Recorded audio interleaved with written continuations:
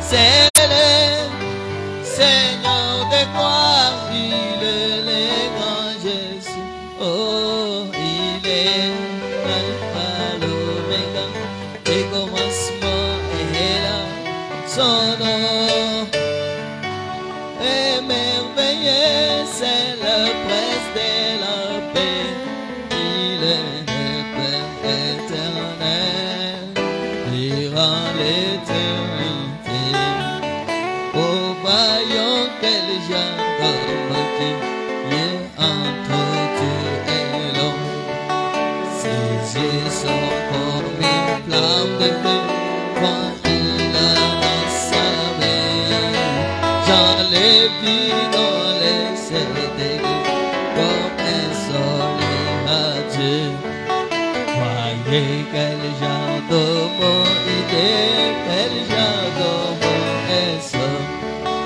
C'est le Seigneur de gloire, il est le grand je suis. Il est l'alpha, l'oméga, le commencement et la son nom est merveilleux, c'est le prince de la paix. Il est le Père éternel, il rend l'éternité. Oh, voyons quel genre d'homme qui est sur son trône au ciel. Depuis les cieux, il règne et conduit ses bien-aimés. Lion de la tribu de Juda et racine de David. Voyez quel genre d'homme il est, quel genre d'homme est-ce. C'est le Seigneur de gloire, il est le grand Jésus. Il est l'alpha, l'oméga, le commencement et la son nom est merveilleux, c'est le prince de la paix. Il est le Père éternel, durant l'éternité. Oui, nous allons nous tenir debout pour honorer la lecture de la parole du Seigneur Jésus. Et nous allons prendre Psaume 145. Tutachukua Zaburi 145. Je t'exalte, ô mon Dieu, Nikuinua Mungu wangu, mon roi, mfalme wangu, et je bénirai ton nom à toujours et à perpétuité. Nitabariki jina yako kwa lote. Chaque jour je te bénirai. Kila siku nitakubariki. Et je célébrerai ton nom à toujours et à perpétuité. Nitainua jina lako paka kwa lote. L'Éternel est grand Wa milele ni mkubwa et très digne de louange. na mwenye kustahili sifu. Et sa grandeur est insondable. Na bunene bwake ni bwasho kuonesha. Que chaque génération célèbre tes œuvres. Na kila kizazi kinue matendo yako. Et publie tes hauts faits. Na itangaze mema yako. Je dirai la splendeur glorieuse de ta majesté. Mintasema bunene bwa utukufu yako. Je chanterai tes merveilles. Na mintaimba mema yako. On parlera de ta puissance redoutable. Na batasemezea nja uwezo wako ya kushangaisha. Et je raconterai ta grandeur. Na mintadisia bunene bwako. Qu'on proclame le souvenir de ton immense bonté. Na baoneshe ukumbusho wa bwema bwako. Et qu'on célèbre ta justice. Na bainue uwaki yako. L'Éternel est miséricordieux et compatissant. Wa milele ni wa rehema na wa buluma. Lent à la colère et plein de bonté. Na mupole katika kasilani na tele na bwema. L'Éternel est bon envers tous. Wa milele ni mwema kwa wote. Et ses compassions s'étendent sur toutes ses œuvres. Na bwema bwake bunabuko juu ya matendo yake. Toutes tes œuvres te loueront, ô Éternel. Matendo yako yote itakusifu wewe wa milele. Et tes fidèles te béniront. Na uaminifu wako watakubariki. Ils diront la gloire de ton règne. batasema utukufu wa utawala wako, et ils proclameront ta puissance na batasemezea uwezo wako, pour faire connaître au Fils de l'homme ta puissance et la splendeur glorieuse de ton règne. njoo kuonesha batoto wa watu bunene bwako na utawala wako. Ton règne est un règne de tous les siècles. Na utawala wako ni wa lote, Et ta domination subsiste dans tous les âges. na utawala wako iko mukila kizazi. L'Éternel soutient tous ceux qui tombent. Wa milele na shikamanishaka wale wote wenanguka, Et il redresse tous ceux qui sont courbés. na eko na lamusha wenye kukunjama, Les yeux de tous espèrent en toi. na mbingu yote natumania ndani Et mwako, tu leur donnes la nourriture en son temps. na unabapatia chakula mwakati yayo, Tu ouvres ta main unafungula mikono yako, et tu rassasies à souhait tous ceux qui en vivent. na unapatia wale wote wanatamani. L'Éternel est juste dans toutes ses voies Wa milele ni mwenye haki mu manja yake et yote, miséricordieux dans toutes ses œuvres. na eko mwema mu matendo yake yote. L'Éternel est près de tous ceux qui l'invoquent, de tous ceux qui l'invoquent avec sincérité. Wa milele eko tayari kwa wale wote weko na mwalika na moyo wazi. Il accomplit les désirs de ceux qui les craignent. Anatimiza manie ya wale weko na mongopa. Il entend leurs cris et il les sauve.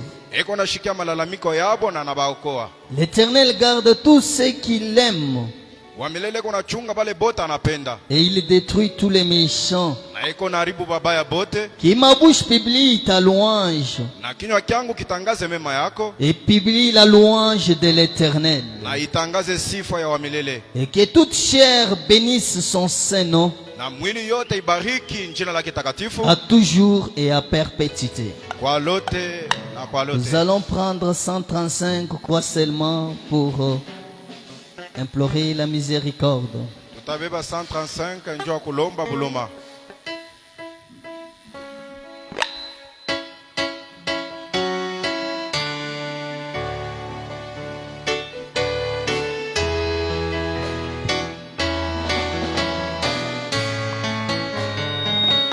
Seigneur mon Dieu, pardonne-les je considère les hauts par tes mains. J'ai balisé, toi l'argent l'étonne, ta puissance peut joyer dans l'île vers mon âme méchant.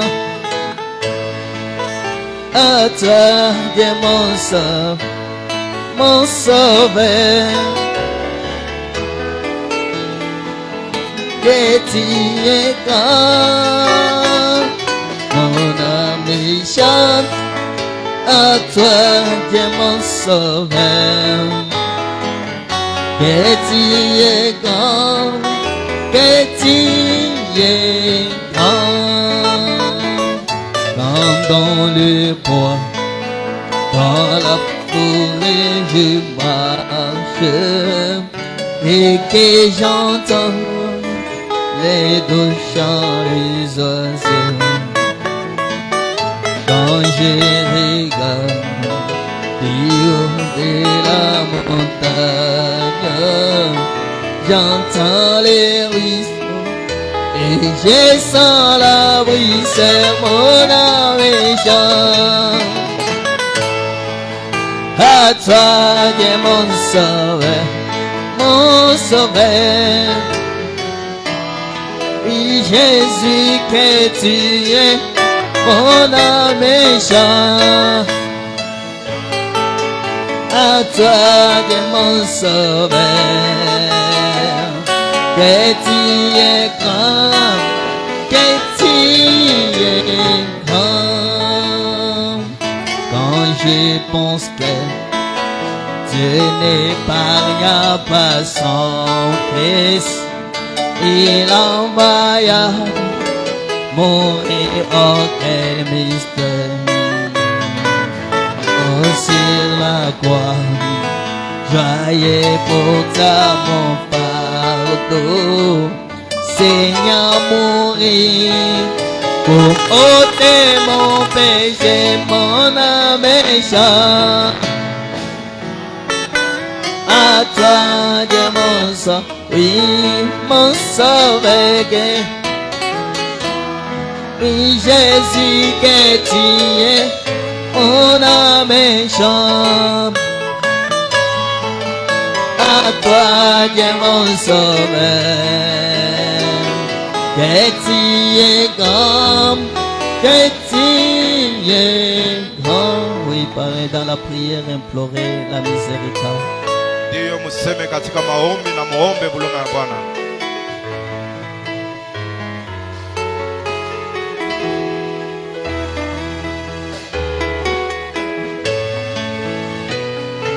Quand Christ viendra, survivre acclamation, il me prendra, joyeux sera mon cœur. Je vais m'incliner dans l'humble adoration et proclamer mon Dieu que tu es dans mon âme méchant. À toi, Dieu mon sauveur, que tu es grand, que tu es grand, mon âme méchant. À toi, Dieu mon sauveur, que tu es grand, que tu es grand. Quand je pense que Dieu n'est pas son fils, il envoya mourir, oh quel mystère. Oh sur la croix, joyeux porta mon fardeau. Seigneur mourir pour ôter mon péché, on a méchant.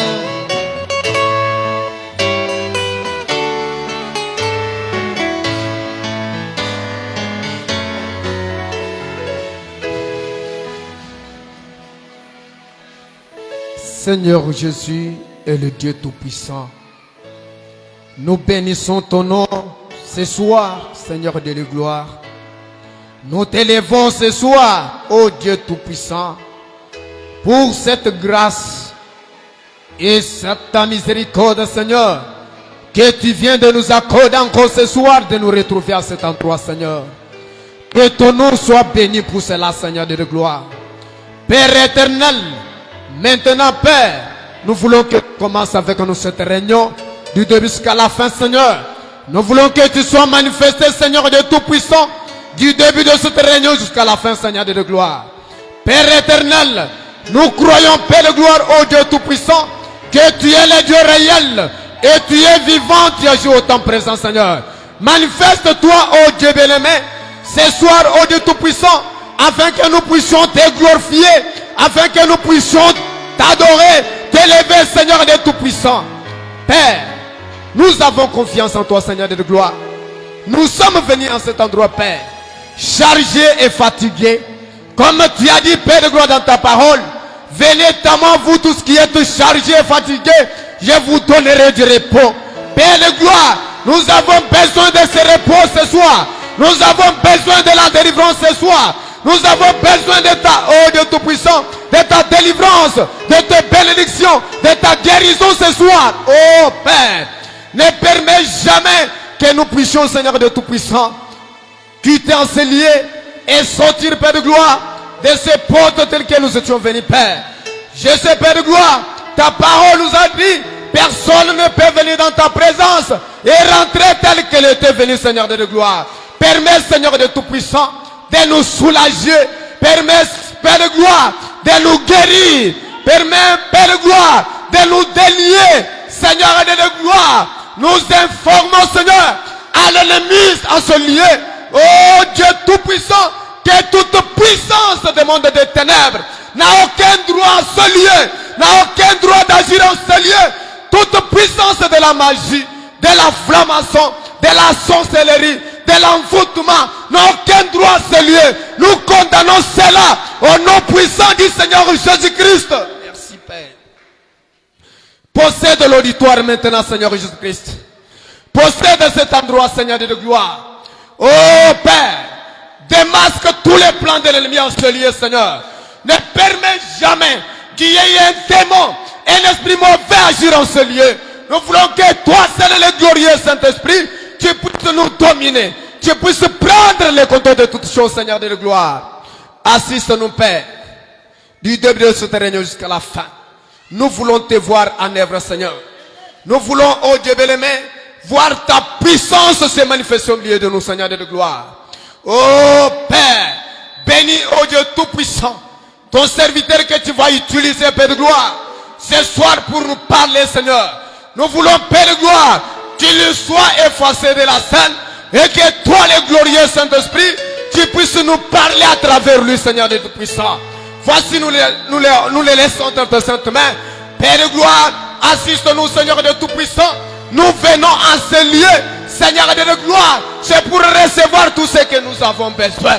Permets, Seigneur de gloire, que toute personne, oh Dieu bien-aimé, oh Fils de Dieu, qui est venu en ce lieu avec un problème, avec une difficulté, quoi que ce soit, que cela trouve la solution, Père de gloire, ce soir. Commence avec nous, Seigneur. Termine aussi avec nous, Seigneur de gloire. Voici, nous abandonnons tout entre tes saintes mains, afin que toi, le glorieux Saint-Esprit, tu puisses nous diriger.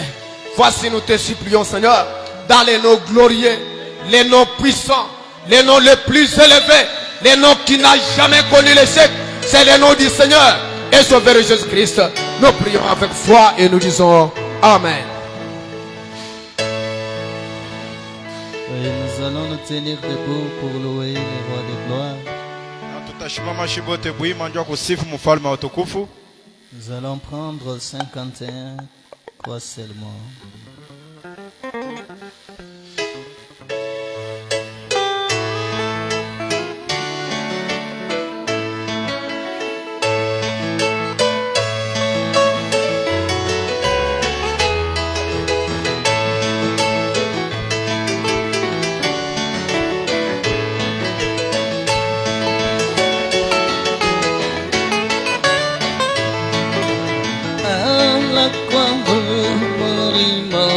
Et moi j'ai prié pour être pilier, car les sang appliqué à mon cœur, alléluia. Oui, à Jésus gloire, gloire et à son, oui, gloire et à Jésus. Il est mieux qui mourit là, les santé appliqués. Alléluia. Oui, chantons gloire. Oui, à lui gloire. Oui, l'agneau qui bénit. Appliqué à mon cœur, alléluia, son nom. Je suis incroyablement sauvé, oui moi. Jésus est à mon oui, là à la croix où il m'a reçu, alléluia. Oui, à Jésus, gloire, gloire et à son. Oui, chantons gloire, gloire et à son. Oui, l'agneau qui élève, appliqué à mon cœur, alléluia, et à son nom. Quand t'es donc qui sauve du péché, oui moi. Qui était plonge, oui là-bas, là-bas, Jésus m'est sauvé, la paix, alléluia. À son, oui, chantons gloire, gloire et à son, oui, gloire et à Jésus. Oui, l'agneau qui pardonne, appliqué à mon cœur, alléluia, à son nom. Viens apporter nos riches et puis mon frère. Mon simple j'ai dit aujourd'hui et sois rempli, alléluia. À son, oui, rendons-lui gloire, gloire et à son, oui, à Jésus gloire. Oui, l'agneau qui élève, appliqué à mon cœur, alléluia.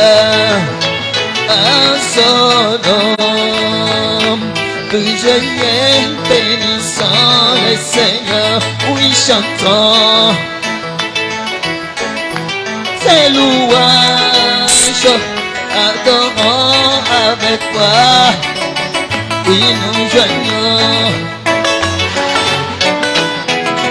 oh oui gloire à Dieu, oh oui gloire à Dieu. Que ces chants retentissent, oui, gloire à Dieu, gloire à Dieu.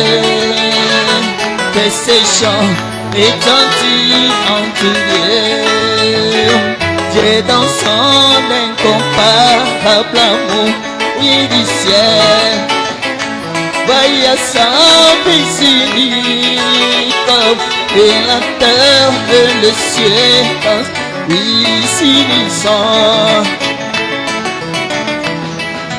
Oui, gloire à Dieu. Oh oui, gloire à Dieu. Que ces chants retentissent. Oh oui, gloire à Dieu. Gloire à Dieu. Que ces chants retentissent en tout lieu. Les châtiments qui produisent la paix, Jésus-Christ l'a subi pour mon âme. Il voulut expier nos forfaits en mourant. Oui, gloire à Dieu, gloire à Dieu. Oh oui, gloire à Dieu. Que ces chants retentissent. Oui, gloire à Dieu. Gloire à Dieu. Que ces chants retentissent en tout lieu. Nous voulons un retour, bon sauveur. Oui, t'aimer par-dessus toute autre chose. Former ton royaume dans notre cœur. Il échappé de nous. Oui, gloire à Dieu. Gloire à Dieu. Que ces chants retentissent. Oh oui, gloire à Dieu. Gloire à Dieu. Que ces chants retentissent en tout lieu. C'est belle là, pas comme mon amour au paix. Alléluia.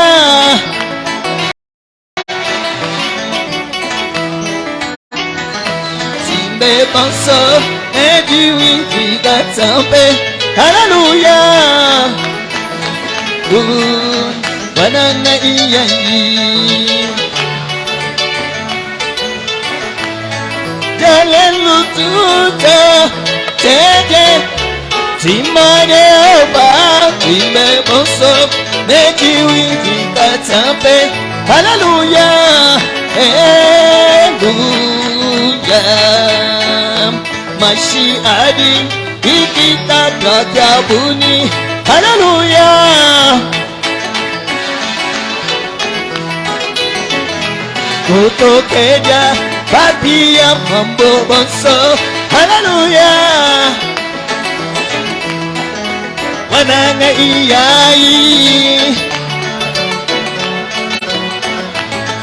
jalelu tuto teyeo timba jeopa timbe bonso Nediwi jikatambe Hallelujah Hallelujah Pour Calvary Namwene pour tous ces beaux Hallelujah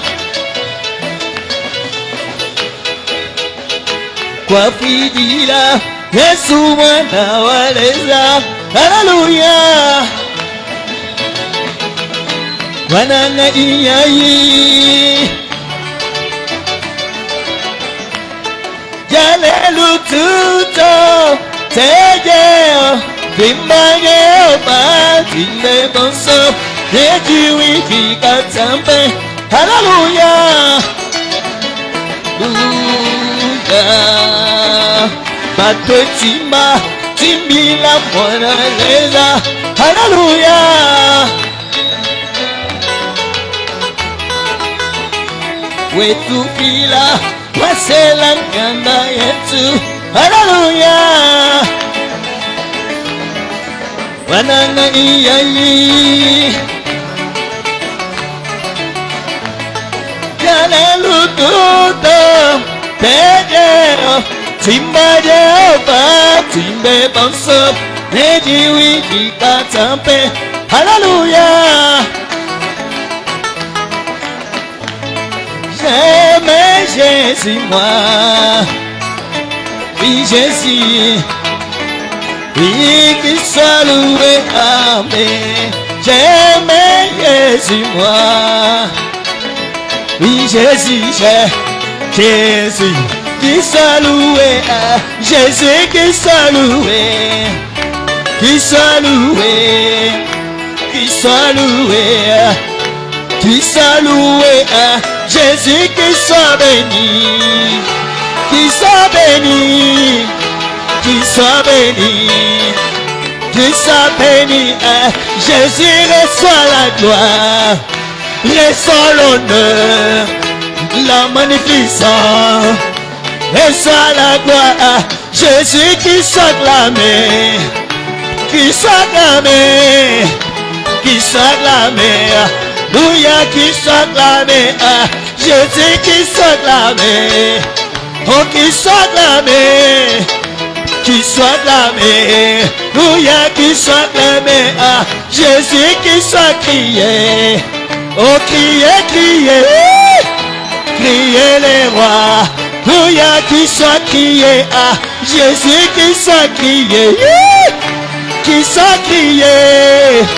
Qui soit crié, Alléluia, qui soit crié, Jésus qui soit chanté, oh chantez pour lui, oh Jésus est bon, Alléluia, qui soit chanté, Jésus qui soit chanté, chantons les rois, oui chantons Jésus, Alléluia, qui soit chanté, Jésus qui soit adoré, adorons Jésus. Jésus est bon, il s'adoré, oui Jésus, Jésus, nous sommes ici, Jésus, nous sommes ici, Jésus, nous sommes ici, pour toi. Nous allons prendre l'itinérant prédicateur pour approcher l'homme de Dieu. Tutabeba ile itinérant prédicateur ndio karibisha mtumishi wa Mungu.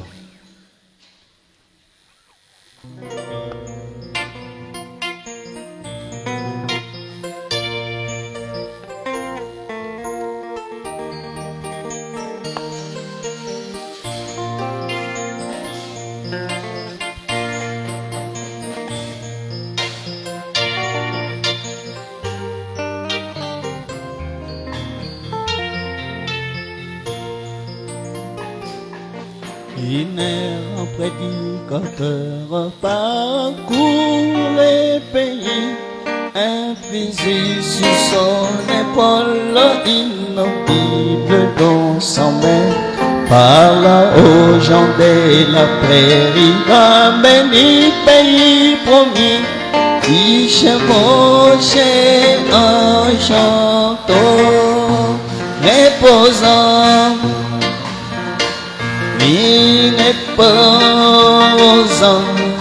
reposant sur les bois éternels, reposant,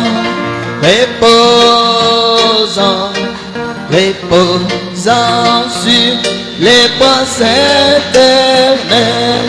Il prêche l'avenir du jugement des paix et des souffles et d'un glorieux qui s'en pour les justifiés. Comme il traverse les montagnes, on l'attend qui chantait. Comme il allait chevauchant. Oui, que Dieu vous bénisse. Bwana ambariki.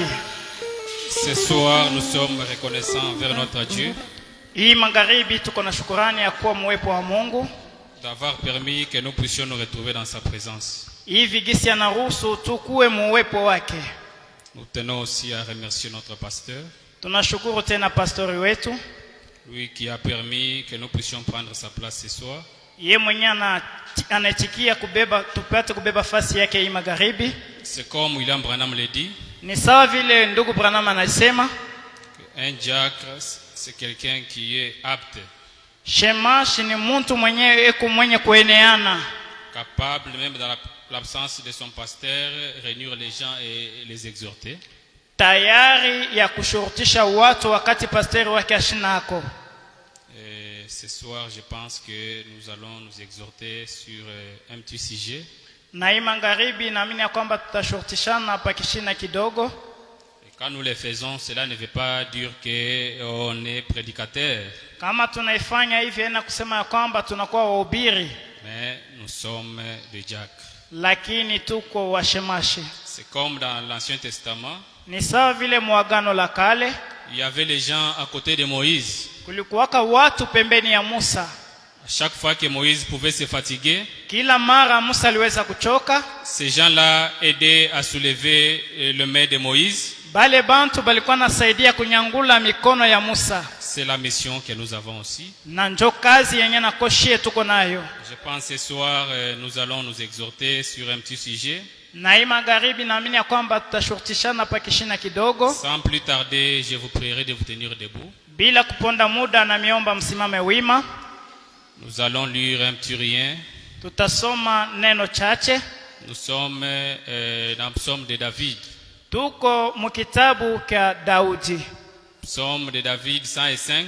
Zaburi ya Daudi 105. Du premier verset jusqu'au 10e verset. Mstari wake wa kwanza mpaka mstari wa 10. Nous lirons au nom du Seigneur Jésus. Tutaisoma mjina la Bwana Yesu Kristo. Louez l'Éternel, Tusifu wa milele, invoquez son nom, tualike jina lake. faites connaître parmi le peuple ses hauts faits. Mutambulishe mastajabu yake katikati ya mataifa. Chantez, Muimbe, chantez en son nom. tuimbe juu ya jina lake. Chantez en son honneur. Tuimbe juu ya kavumu lake. Parlez de toutes ses merveilles. Tuseme juu ya bizuri byake. Glorifiez-vous de son saint nom. Tujitukuze juu ya jina lake takatifu.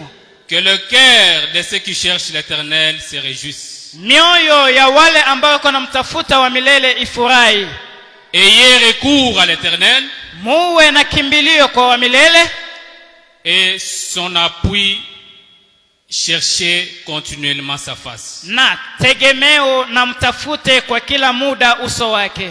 Souvenez-vous Mkumbuke des prodiges qu'il a fait, juu ya miujiza ambayo alifanya, des miracles et des jugements de sa bouche. juu ya miujiza na mahukumu ya kinywa chake. Postérité d'Abraham, Uzao wa Ibrahimu, son serviteur. mtumishi wake. Enfant de Jacob, Watoto wa Yakobo, ses élus. wateule wake. L'Éternel est notre Dieu. Wa milele ni Mungu wetu. Ses jugements s'exercent sur toute la terre. Hukumu wake uko nafanyishika ulimwenguni mzima. Il se rappelle à toujours son alliance. Eko nakumbuka kila wakati agano lake. Ses promesses pour 1000 générations. Malako yake juu ya vizazi 1000. L'alliance qu'il a traitée avec Abraham. Agano aliyeunga pamoja na Ibrahimu. Et les serments qu'il a fait à Isaac. Na kiapo ambacho alichokiapa mbele ya Isaka. Il l'a érigé pour Jacob. Na alifanya juu ya Yakob. En loi. Sheria. Pour Israël. Juu ya Israeli. En alliance éternelle. Agano wa milele. Vous pouvez vous asseoir. Mnaweza kuikala. Nous allons prier. Tutaomba. Tendre Père Céleste, Seigneur Jésus, tu es l'auteur de la vie éternelle. Comme ton prophète nous dit, Seigneur, que tu n'as jamais été surpris par un événement. Tu es le Dieu qui connaissait ces jours. Seigneur Jésus, voilà que ce soir, tu as permis, Seigneur Dieu de gloire, d'emprunter mon corps, Seigneur. Je ne connais rien, Seigneur Jésus. Encore une fois, oh Dieu bien-aimé, j'ai besoin de toi. Je ne suis rien, Seigneur, mais je crois ce soir que nous allons parler de toi, Seigneur. C'est de toi que nous allons parler ce soir. Car tu as dit dans ta parole, Seigneur, que là où 2 ou 3 qui seront réunis en ton nom, tu seras au milieu d'eux. Ce soir, Seigneur, je te laisse la scène, Seigneur Jésus. Permets, mon Seigneur et mon Dieu, que tu puisses nous parler ce soir. Permets que je sois écarté de la scène. Car tu as dit, Seigneur Jésus, qu'en ces derniers jours, personne n'enseignerait l'autre, mais c'est ton esprit qui va nous enseigner. Oh Père, permets ce soir, s'il y a des malades, qu'ils soient guéris. Permets ce soir, s'il y a des pécheurs, qu'ils soient sauvés. Et qu'à la sortie, Seigneur Jésus, nous puissions parler, Seigneur, comme ceux qui étaient sur le chemin d'Emmaüs. Nous nous recommandons entre tes mains, Père. Prends le contrôle de cet auditoire. Qu'aucun esprit maléfique ne puisse bouger en ces lieux, Seigneur. Laisse que ton esprit seul règne en cet endroit.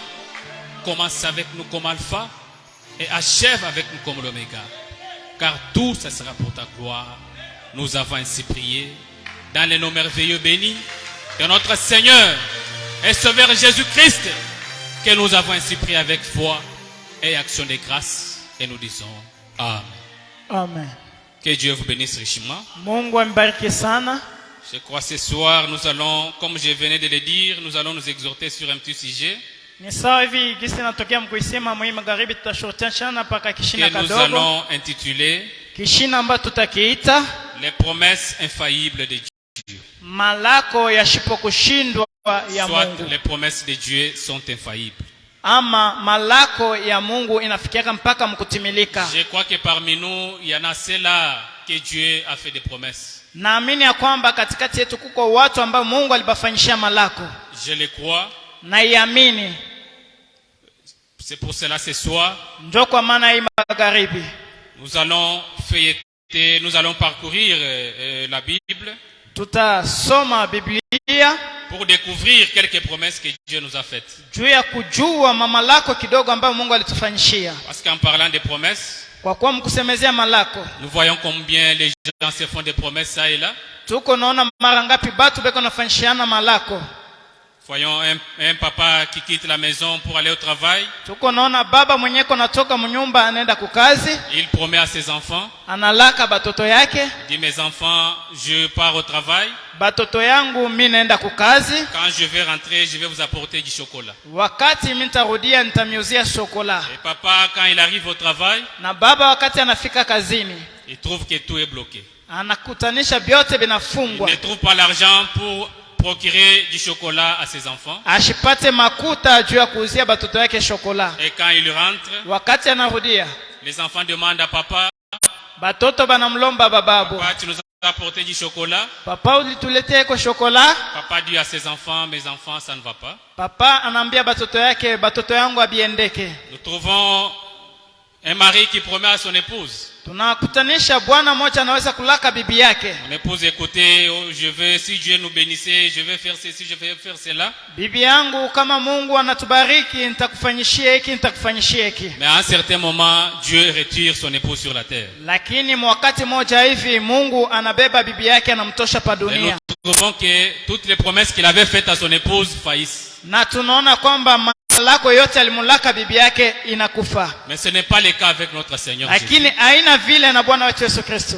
Car il n'a jamais failli à ses promesses. Kwani yeye ashashindwaka kamwe kwa malako yake. Et ses promesses ne faillissent jamais. Na malako yake aishindwake kamwe. Il se rappelle toujours de ses promesses. Yeye anakumbukaka kila mara juu ya malako yake. Même après 1000 générations, Hata kisha vizazi 1000. il se rappelle toujours Yeye anakumbukaka de ses promesses. juu ya malako yake. Voilà pourquoi ce soir, Njoo kwa maana hii magharibi, parfois vous pouvez poser des questions. mara nyingine mnaweza kujiswali maswali. Et pourquoi depuis qu'on a prié pour moi, Juu ya nini tokea bali niombea, les choses ne marchent pas, mambo haiendeke, ceci ne marche pas? hiki yakiendeke?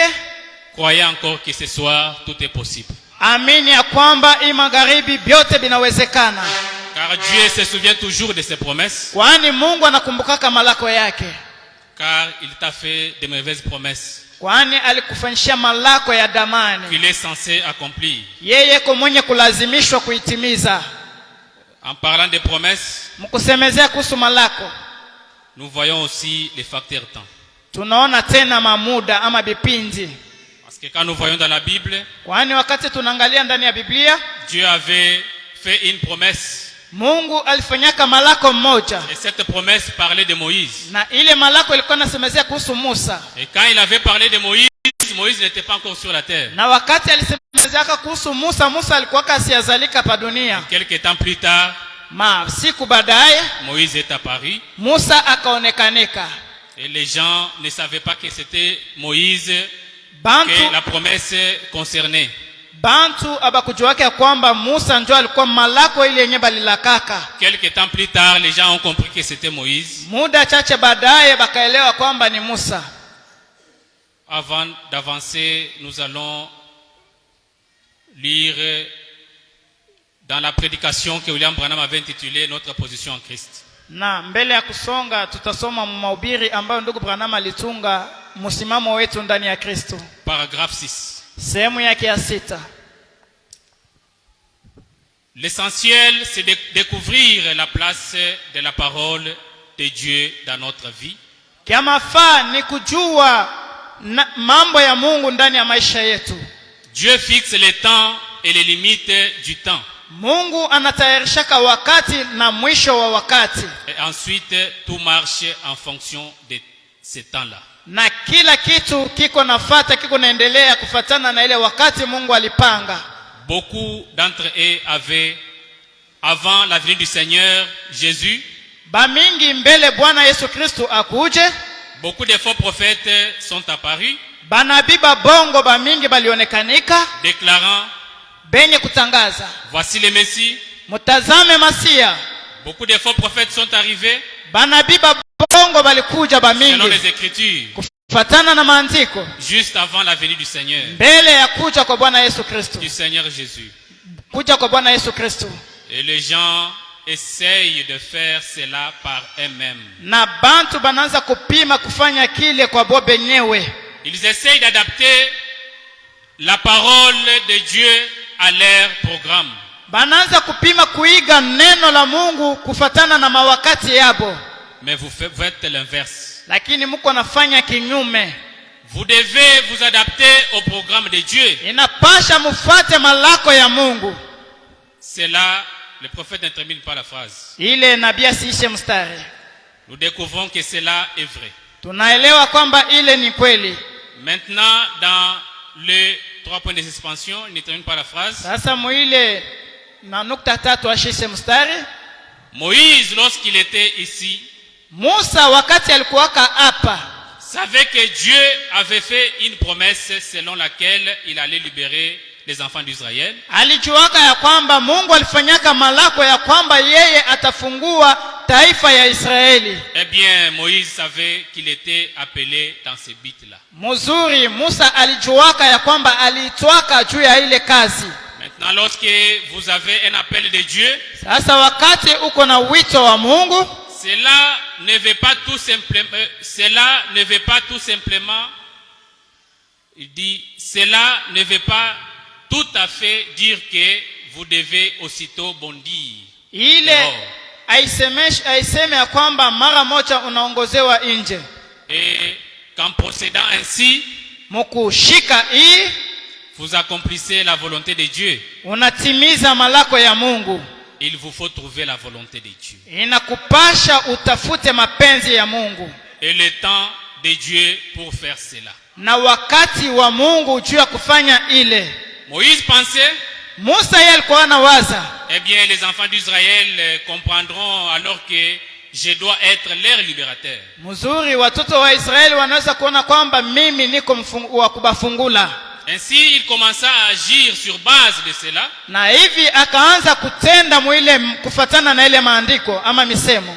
Et il tua un homme. Kisha akaua mtu.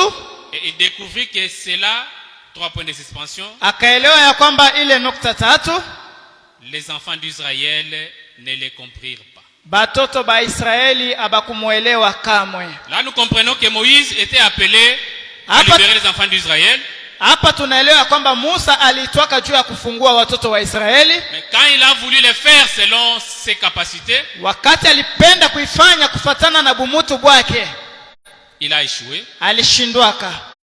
Or, il fallait attendre le temps de Dieu. Japo ilibidi kuchunga wakati wa Mungu. Et après avoir échoué, kisha kushindwa, Moïse a perdu l'espoir. Musa alipoteza tumaini. Pour lui, il pouvait se dire, yeye aliweza kusema, en tout cas, ce n'était pas moi que Dieu avait appelé pour libérer les enfants d'Israël. Kweli kweli haikukuye mie mwenye Mungu alitayarishaka juu ya kufungua watoto wa Israeli. Ne sachant pas qu'il était allé pressé. Lakini asikujua kwamba alienda haraka haraka. Sans pour autant attendre le temps de Dieu. Bila kuchunga wakati wa Mungu. Or la promesse était que c'était Moïse qui devait libérer les enfants d'Israël. Malako ilikuwa ya kwamba Musa ndio atafungua watoto wa Israeli mubutumwa. Mais du fait qu'il était trop pressé, na mvile gisi alikuwa haraka haraka, il voulait agir selon ses capacités. Alikuwa anapenda kutenda kufatana na mawezo yake. Il voulait agir selon ses raisonnements. Alikuwa anapenda kufanya kufatana na kuwaza kwake. Il a connu l'échec. Lakini alishindwa. C'est ça la nature de l'homme. Njo ile hali ama asili ya mtu. Il est vrai que Dieu nous a fait des promesses. Ni kweli Mungu anatufanyisha malako. Mais nous devons attendre le temps. Lakini tunapasha kuchunga muda. Parce que chaque promesse de Dieu qui nous a faite, kwa sababu kila malako ya Mungu ambayo alitufanyishia, elle est réelle et elle finit par s'accomplir. Ni ya kweli na itafikia mpaka mkutimilika. Écoutez encore ce que William Branham nous dit. Tusikie tena hiki ndugu Branham anatuambia. Nous sommes toujours dans la même prédication, notre position en Christ. Tuko mpaka mahubiri moja moja msimamo wetu ndani ya Kristo. Là nous sommes au paragraphe 7. Hapa tuko mstari wa 6. William Branham dit. Ndugu Branham anasema, alors Moïse perdit toute espérance.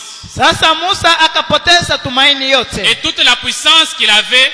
Na uwezo wote wenye alikuwa nao. Pensant que la liberté n'était pas pour les enfants d'Israël. Alikuwa na waza ya kwamba ufungulivu ama kuachilia uhuru wa kukua juu ya watoto wa Israeli. Il avait perdu toute pensée. Alipoteza mawazo yote. De liberté jusqu'à ce qu'un jour.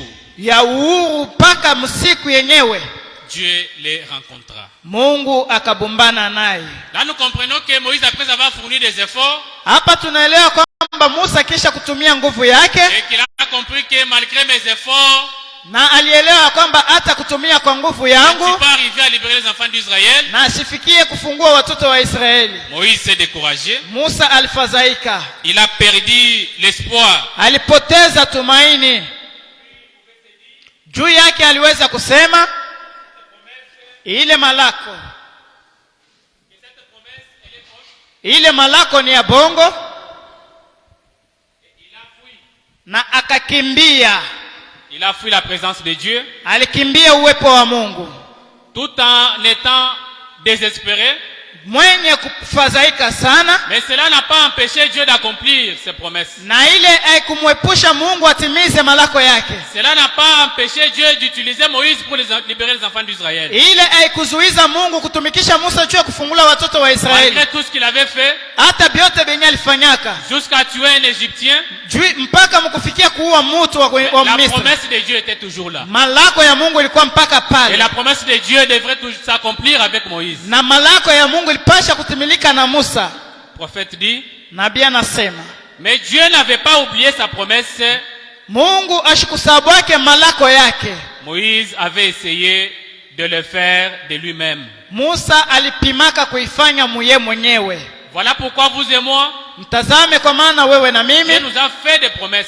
Mungu alitufanyishia malako. Et quand nous ayons d'accomplir ces promesses-là, c'est là de nous-mêmes, Wakati tunaanza kupima kutimiza ile malako kufatana na shebe nyewe, Dieu nous laisse d'abord Mungu iko natuachilia pour voir là où nous allons aboutir avec nos efforts. juu ya kuona wapi tutafikia na nguvu yetu. Et la finalité, c'est quoi? Na mwisho ni nini? C'est l'échec. Ni kushindwa. Parfois, on peut commencer à se lamenter. Mara nyingine tunaweza kuanza kulia kana, Dieu ne me connaît pas. Mungu asinijue, Dieu m'a abandonné. Mungu ananiachilia. Tout ça, c'est parce que nous avons voulu fournir des efforts selon nous-mêmes.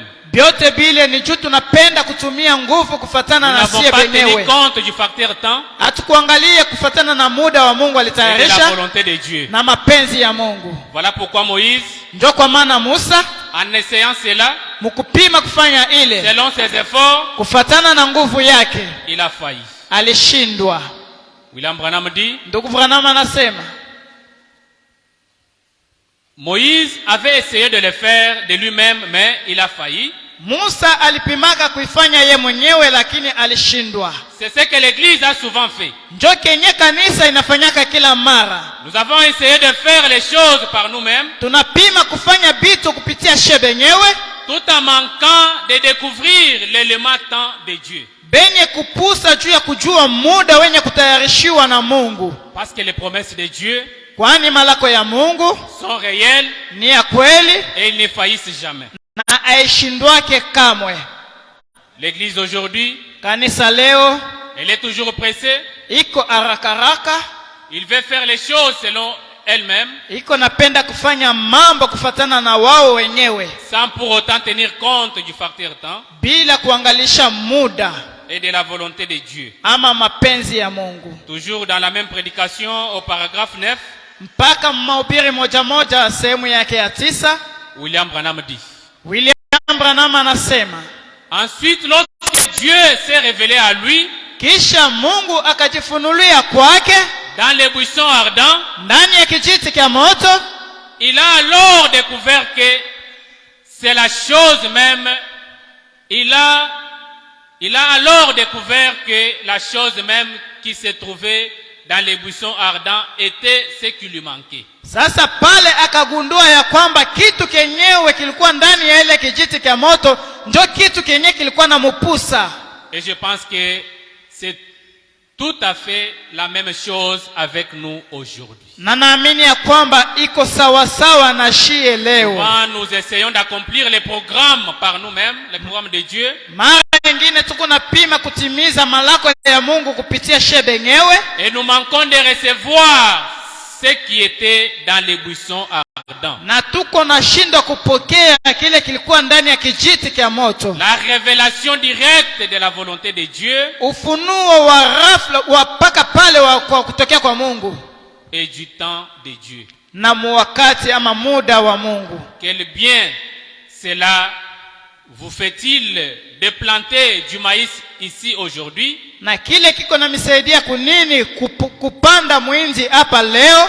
il pourrait, cela serait rien, cela serait rien, n'arriverait si jamais il germait, l'effroi les tuerait. Na haistafikia mpaka hata kama inaota baridi ya mingi itaiua. Ici, William Branham typifie les promesses de Dieu à une semence. Hapa ndugu Branham anatosha mfano ya kusema kwamba neno la Mungu iko sawa vile mbeko. Parce que une semence, quand elle est semée, Kwani mbeko wakati inapandwa il faut du temps. inabidi muda. Vous ne pouvez pas semer aujourd'hui Hawezi kupanda ama kuotesha leo et récolter demain. na kuvuna kesho. Parce que toutes les promesses que Dieu nous a faites dans la Bible Kwani malako yote Mungu alitufanyishia ndani ya Biblia sont toujours au futur. ni iko mpaka masiku ijayo.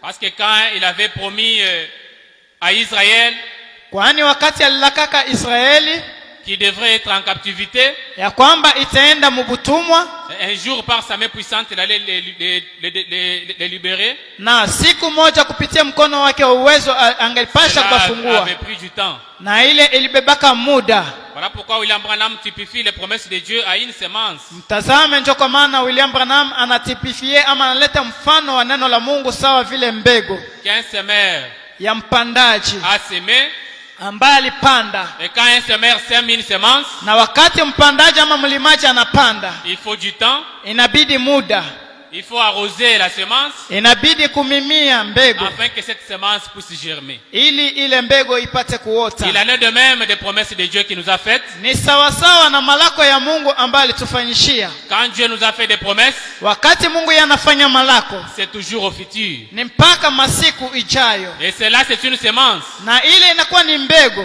C'est à nous maintenant d'arroser cette semence-là, Ni kwetu shie juu ya kumimia ile mbegu afin qu'un jour, ili siku moja cette semence puisse s'aimer ile mbegu ambayo iliyopanda et iyote que cette semence puisse germer. na ile mbegu ipate kuota. Nous allons encore prendre dans la même prédication notre position en Christ, le paragraphe 8. Tutasoma mpaka mu paragrafu ya 8 mu ile mahubiri moja moja.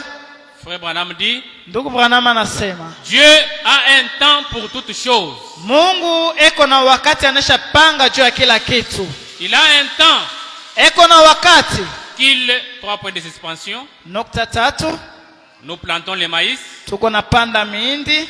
Nous avons un temps où nous labourons, Tuko na wakati ambao tuko na palilia, nous labourons la terre tuko na tipula udongo pour semer le maïs. juu ya kupanda mihindi. Et ensuite, au temps marqué, Kisha mwakati wenye nous kutayarishiwa, récoltons le maïs. tuko na vuna mihindi, La pluie du printemps vient, na mvula ya kumimia inafika, la sécheresse durant l'été, kipwa nakyo kinafikia, les pluies d'automne,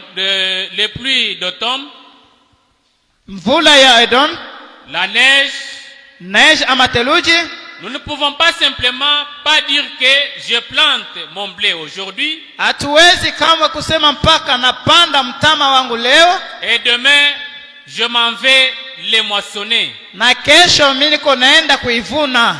Dieu a des temps pour les saisons. Mungu eko na panga wakati juu ya kila muda ama Il a majira. des saisons pour sa parole. Eko na majira ama wakati juu ya neno lake. Il a des temps où les 3 points de suspension. Eko na wakati ambao nukta tatu. Ici dans l'écriture, il est dit, Hapa ndani ya maandiko inasemwa, et la présence du Seigneur était là pour guérir les malades. uwepo wa Bwana ulikuwa pale juu ya kutunza wagonjwa. Ici, William Branham nous fait voir comment un semeur, quand il sème le maïs, Hapa ndugu Branham anatuonesha namna gani mlimaji anapanda mbegu ama muhindi. d'abord avant de semer, il doit labourer la terre.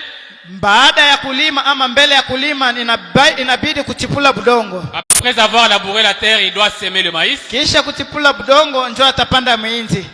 Et après avoir semé le maïs, Kisha kupanda mihindi, il faut que la pluie tombe sur le maïs inabidi mvula inyeshe juu ya mihindi afin de permettre au maïs de pousser et germer. ili ipate kuruhusu ile muhindi ipate kuota na ipande juu.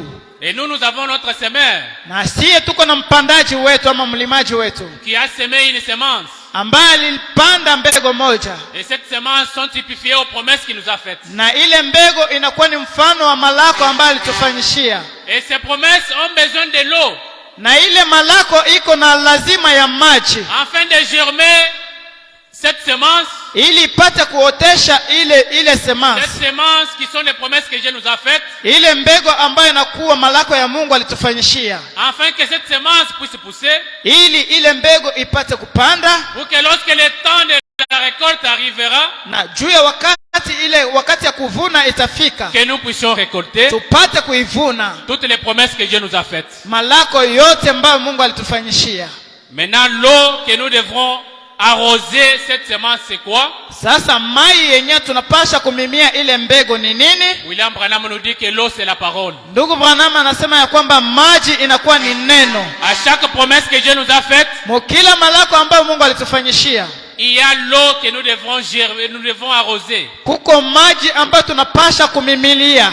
C'est comme par exemple, Ni sawa vile mfano à Malachie 3, Mumalakia sura yake ya 3, Dieu nous a fait une promesse. Mungu alitulaka malako. Il nous a dit, Alituambia, tentez-moi avec vos dîmes et vos offrandes. munijaribu na sadaka yenu na vyakumi Si vyenu. moi Dieu, je n'ouvrirai pas les exus du ciel pour vous bénir. Kama mie Mungu siwezi kumifungulia madirisha ya mbingu juu kumibariki. C'est une promesse que Dieu nous a faite. Ile ni malako ambayo Mungu alituaga. Maintenant, Dieu nous donne l'eau que nous devons arroser cette promesse, Sasa Mungu anatupatia maji juu ya kumimilia ile malako, afin que cette promesse puisse s'accomplir. ili ile malako ipate kutimilika. Et cette eau, Na ile maji c'est Malachie 4. ni Malaki 4. Et quand nous prenons Malachie 4, Na wakati tunabeba Malaki ya 4 qui est l'eau que Dieu nous a donnée, ambayo inakuwa ni maji Mungu alitupatia, afin que nous puissions arroser cette semence. ili tupate kumimilia ile mbegu, Et cette semence finit par pousser. na ile semence ifikie mpaka Cette mkuota, semence finit par être germée. na ile semence ifikie mpaka mkuota, Et cette semence finit par s'accomplir. na ile neno inafikia mpaka mkutimilika. Parfois, vous pouvez vous plaindre. Mara nyingine unaweza kustaki, Les choses ne marchent pas. binti wabiendeke, Dieu ne me bénit pas. Mungu asinibariki. Pose-toi la question. Ujiswali swali, Est-ce que tu arroses cette promesse? eti uko na mimilia maji Est-ce ile que tu arroses malako? cette semence? Eti uko na mimilia ile mbegu? Parce que la semence a été déjà semée. Kwani mbegu inaisha kupandwa, La semence a été déjà plantée. mbegu inaisha kuoteshewa. Maintenant, Dieu a besoin que tu puisses arroser cette semence, Sasa Mungu anahitaji upate kumimilia ile mbegu, afin que cette semence puisse arroser. ili ile mbegu ipate kukomea, Puisse pousser plutôt. ile mbegu ipate kukomea. On t'a donné de l'eau Banakupatia maji, parce que l'homme a toujours une part de responsabilité. kwa sababu mtu anekalaka na mamlaka ama Comme Dieu madaraka. aussi a une part de responsabilité. Sawa vile Mungu eko na mashughuli yake. Dieu nous a fait des promesses. Mungu alitufanyishia malako, Nous aussi à notre tour, na shie nako kungambo yetu nous devons réclamer ces promesses tunapasha kudai ile malako, tout en vivant la parole de Dieu. mukuishi kila muda sauti ya Mungu. Et comme William Branham nous dit que ces promesses c'est une semence, Na gisi William Branham anatuambia kwamba malako yake ni mbegu, et la semence a besoin de l'eau, na mbegu inahitajika maji, à chaque fois que nous venons dans la présence de Dieu na kila wakati tuko nafika muwepo wa et Mungu que la parole est prêchée, na neno inahubiriwa, cette parole, c'est ça même l'eau que nous devrons arroser cette semence. ile neno njo mai yenyewe tunapasha kumimilia pa ile mbegu, Et nous devons croire na tunapasha kuamini que toutes les promesses que Dieu nous a faites ya kwamba malako yote Mungu alitufanyishia sont infaillibles. yo inafikiaka mpaka mkutimilika. Comme Dieu est infaillible, Gisi Mungu yeye et ses ashishindwake promesses aussi sont infaillibles. na malako yake aishindwake kamwe. Les promesses que nous devons nous faire entre nous, Malako yenyewe tunaweza kufanyishiana katikati en yetu tant que des humains, sawa vile bantu peuvent faillir. inaweza kushindwa, Mais les promesses de Dieu ne faillissent pas. lakini malako ya Mungu aishindwake kamwe. Quand il avait promis à Abraham Wakati alimlakaka Ibrahim, qu'à la même époque, mwakati moja moja je reviendrai nitarudiaka et Sarah na Sara aura un enfant, atazala mtoto, cela n'était pas dans le présent. na ile aikuku yake mwakati wa sasa, Parce que Dieu était capable kwani Mungu alikuwa na uwezo de dire à Abraham, ya kumwambia et Ibrahim, maintenant même, hapa sasa Sarah va concevoir. Sara bibi yako atachukua mimba, Mais comme les promesses de Dieu sont typifiées à une semence, gisi malako ya Mungu iko sawa vile mbegu. nous ne pouvons pas semer le même jour Hatuwezi kuotesha ama kupanda siku moja et moja récolter le même jour. na kuvuna siku moja moja. Dieu a dit à Abraham, Mungu akamwambia Ibrahimu, je reviendrai à la même époque. nitarudi wakati moja Et moja. quand il a parlé de la même époque, Na wakati alisema kuhusu wakati moja il n'a moja, pas déterminé yeye ashikutayarishake ni les jours, siku ni la semaine, wala juma ni les mois, wala mwezi ni l'année, wala mwaka, mais il a tout simplement dit, lakini yeye alisema mpaka à la même époque, wakati moja moja je reviendrai nitarudia, et Sarah, ton épouse, na Sara bibi yako sera enceinte atakuwa na mimba et enfantera un enfant. na atazala mtoto. Cela a pris du temps. Na ile ilibeba muda, Cela a pris des années. ile ilibeba miaka, Et avant cela, na mbele ya ile Abraham, par ses efforts, Ibrahim kupitia nguvu yake, quand il a constaté que Sarah, son épouse, ne pouvait pas concevoir, wakati aliweza kuona bibi yake Sara akuweza kuchukua mimba, Abraham a fourni ses efforts. Ibrahimu alitumia nguvu yake. Abraham s'est débrouillé de lui-même, Ibrahimu alitumia nguvu yake akajitafutishia, croyant qu'il allait avoir le fils promis, mkuamini ya kwamba atapata mtoto wa malako, mais cela n'a pas abouti. lakini ile ikufikia yake mkutimilika, Ils ont eu Ismaël. bali mpata mtoto Ismaeli. Ismaël qui n'était pas un fils promis, Ismaeli mwenyewe ashikukuye mtoto wa malako, c'est parce qu'il était allé selon ses efforts, ni juu Ibrahimu aliendaka kufatana na manguvu yake, selon ses raisonnements, kufatana na mawazo yake, mais cela avait failli. lakini ile ilishindwaka. Bien qu'il avait eu Ismaël, Na wakati alimpataka Ismaeli, mais Ismaël n'était pas un fils promis. Ismaeli ashikuku yake mtoto mwenye balilakaka, Mais Abraham attendait toujours les fils promis. na Ibrahimu alikuwa anachunga mpaka mtoto wa malako. Et quand Dieu a fait à Abraham cette promesse, Na wakati Mungu alimfanyishia Ibrahimu ile malako, cela a pris du temps. ile ilibeba muda, Mais Abraham lakini Ibrahimu n'a pas perdu l'espoir. ashikupoteza tumaini. Abraham n'a pas perdu la foi. Ibrahimu ashikupoteza imani.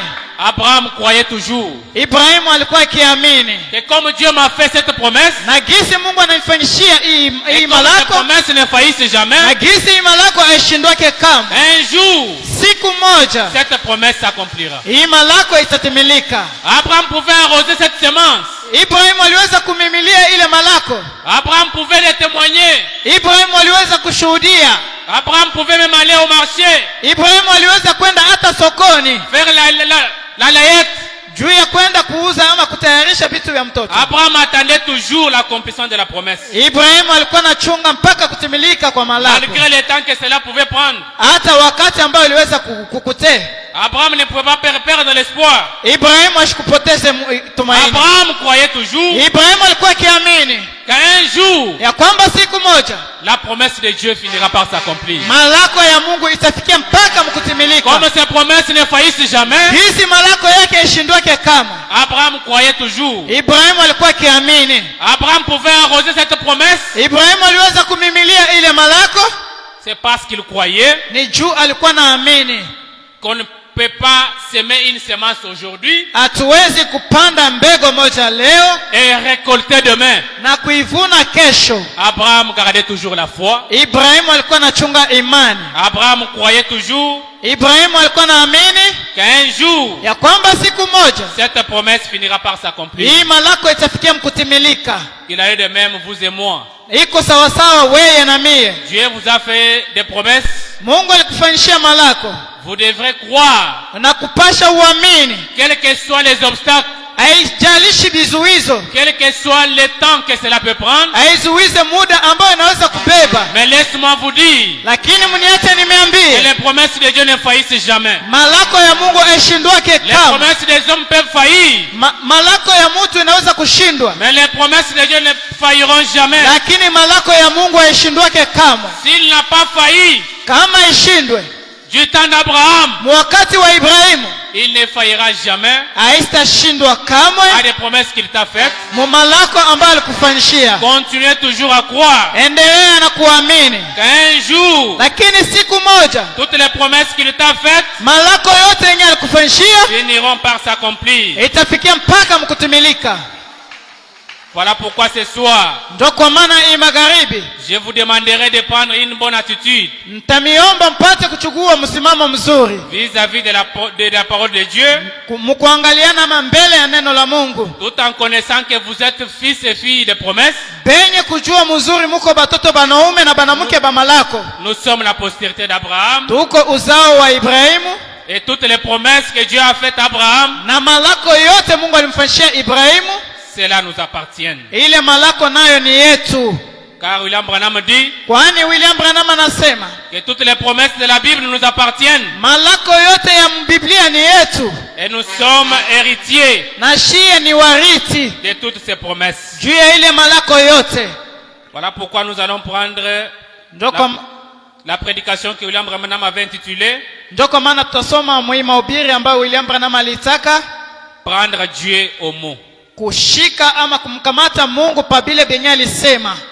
Au paragraphe 7. Msehemu yake ya 7. Vous m'excuserez, c'est dans le téléphone. Mtanisamee ni musimu. Les promesses de Dieu ne faillissent jamais. Malako ya Mungu aishindwake kamwe. Les promesses des hommes peuvent faillir. Malako ya watu inaweza kushindwa, Mais les promesses de Dieu ne failliront jamais. lakini malako ya Mungu haiwezi kushindwa kamwe. Nous allons prendre la prédication, prendre Dieu au mot. Tutabeba mahubiri kumshika Mungu kumisemo yake. Vous allez m'excuser parce que c'est dans le téléphone. Samani kidogo kwani ni ndani ya simu. Le paragraphe 7, qu'est-ce que William Branham dit? Sehemu yake ya 7 nini ndugu Branham anasema?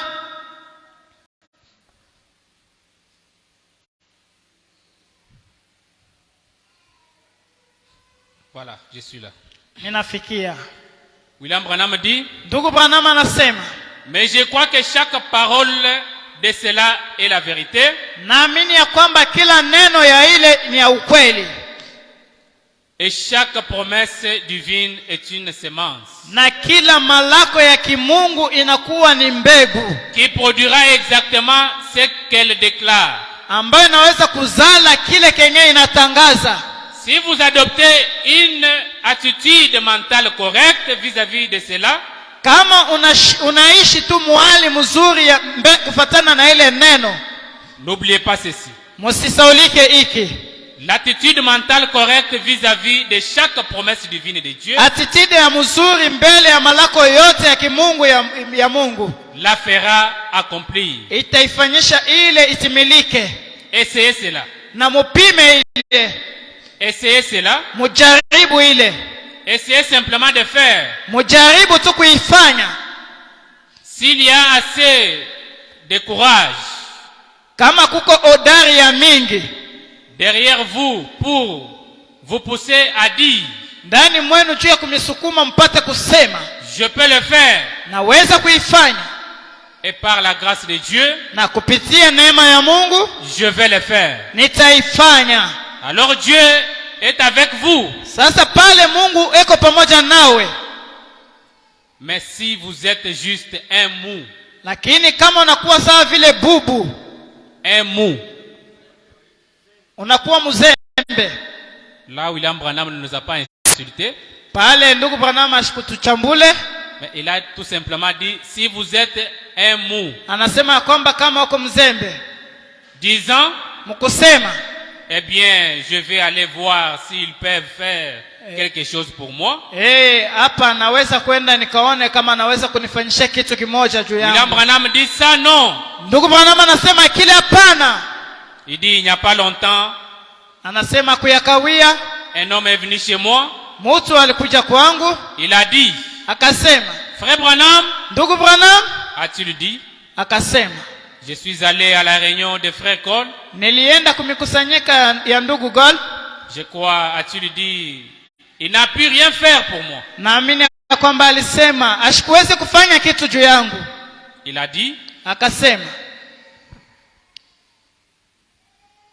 il n'a pu faire, il n'a pu rien faire pour moi. akasema asikufanye kitu juu yangu. Il a dit encore, Akasema tena, je suis allé à la réunion des frères Jagger, nilienda kumikusanyiko ya ndugu Jagger, il n'a pu faire pour moi. asikufanye kitu juu yangu. Je suis allé à la réunion des frères Robert, Nilienda kumikusanyiko ya ndugu Robert, il n'a pu rien faire pour moi. asikunifanyishie kitu. Il a dit, Akasema, je suis venu voir. mimi nakuya nione Si vous pouvez m'aider, kama unaweza kunisaidia. j'ai dit, Nikasema, vous en irez de la même manière. utaenda ama utarudi munamna moja moja. Vous voyez? Unaona? J'ai dit, Nikasema, vous allez auprès de la personne qu'il ne faut pas. munaenda kumbele ya muntu ambaye asistahili.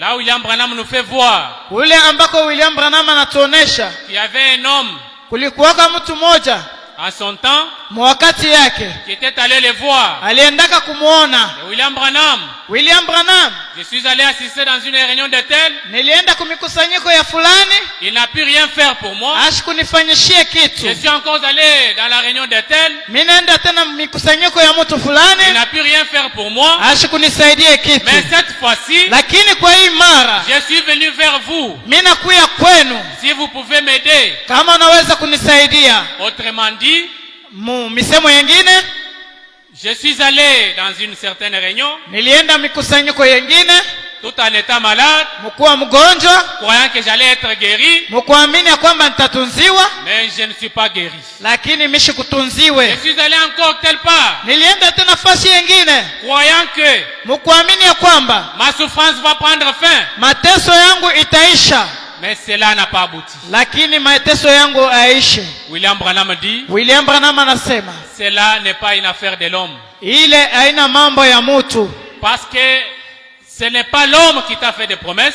kwani haina muntu ambaye alikufanyishia malako.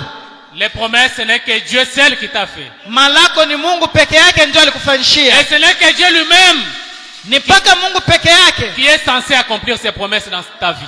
mwenye kulazimishwa kutimiza ile malako ndani ya maisha yako. Si toi tu viens, Kama wewe unakuya tu te dis, unasema je parle la grâce étonnante, mimi nenda mgrâce étonnante afin que le pasteur Marcel puisse me donner de l'argent, juu ya Pasteur Marcel apate kuniletea fedha, parce que ma souffrance a longtemps duré. kwani mateso yangu inakawia sana. Pasteur Marcel n'a rien à faire. Pasteur Marcel ana na kya kufanya, Parce que c'est Dieu qui t'a promis, kwani ni Mungu ndio alikulaka.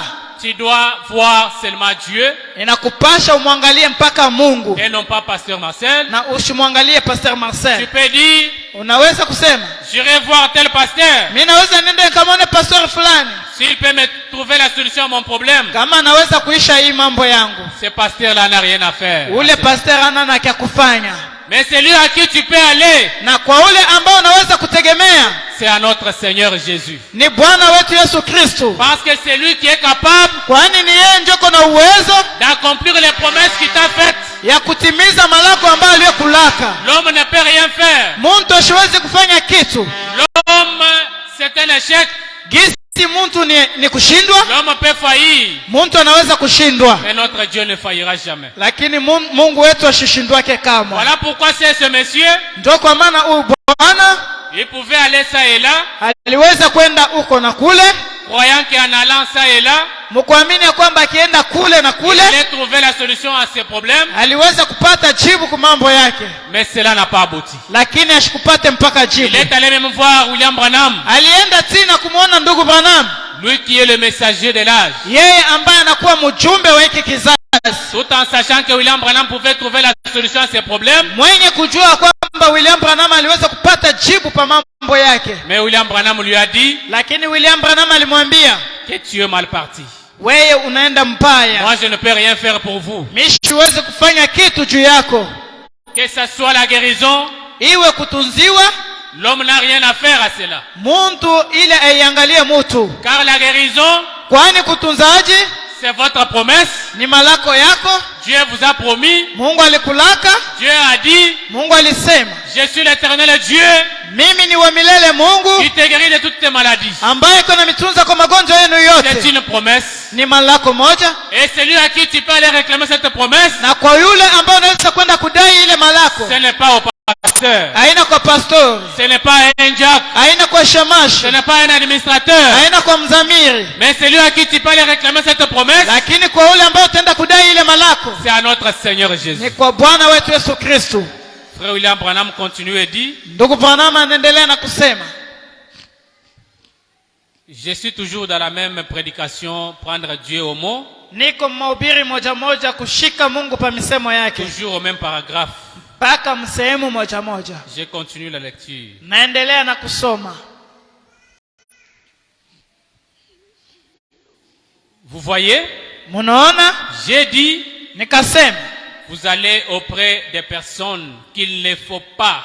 muko naenda kubantu benyewe abastahili. J'ai dit, Nikasema vous allez auprès des hommes, muko naenda kubatu, allez auprès de Dieu. mwende kumbele ya Mungu, Car c'est lui l'auteur de ces promesses qu'il nous a kwani faites. yeye ndio mwanzishi wa hii malako. Si vous allez auprès de Dieu, Kama unaenda kwa Mungu tout en réclamant les promesses qu'il t'a faites, mkudai ile malako alikufanyishia, il est censé les accomplir. yeko mwenye kulazimishwa kuitimiza. Je continue là avec la lecture. Naendelea na usomi. William Branham dit, Ndugu Branham anasema ces hommes sont des gens bien. pale bantu banakuwa ni bantu bazuri. Parfois les gens peuvent se dire, Mara ingine bantu banaweza kusema, je suis allé consulter un tel pasteur. nilienda kumuona pastori fulani, Il a prié pour moi. aliniombea, Je n'ai pas eu la solution à mon problème. sikupate jibu ku mambo Je yangu. suis allé consulter un autre serviteur. Nilienda kutembelea tena mtumishi Il mwingine, a prié pour moi. aliniombea, Je ne suis pas guéri.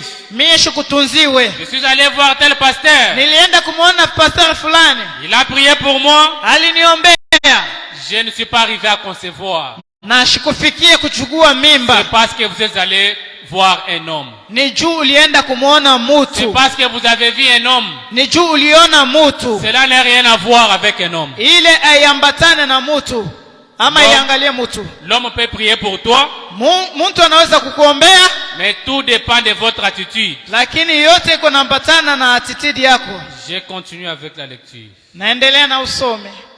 William Branham dit, Ndugu Branham anasema ces hommes sont des gens bien. bale bantu banakuwa ni bantu bazuri. Frère Cole, Ndugu Colt, frère Robert, ndugu Robert, frère Jagger ndugu Jagger et les autres. na wengine kadhalika, Ce sont des braves gens ni bantu basuja et ce sont des hommes pieux. na ni bantu banakuwa batu batawa, Mais il reste des hommes. lakini bo banabakia mpaka watu. Allez à Christ. Mwende kwa Kristu, C'est lui qui a fait cela. yeye ndio alifanya ile malako, Car c'est Christ qui nous a fait des promesses. kwani ni Kristu ndio alitufanyishia Et malako. c'est lui qui est capable de les accomplir. Yeye ndio iko na uwezo wa kuitimiza. William Branham dit, Ndugu Branham anasema allez à Christ. mwende kwa Kristu, C'est lui qui a fait cela. yeye ndio alifanya ile malako. Autrement dit, Mkusema kwengine, c'est lui qui a fait toutes ces promesses-là. yeye ndio mwenye alifanya malako yote, Et c'est à lui que tu dois aller na ni kwake ndio kwenye unapasha kwenda et réclamer cela. na kudai ile. William Branham dit, William Branham anasema frère Jagar ndugu Daga n'est jamais mort pour vous. yeye ashikumikufi yake kama juu yenu.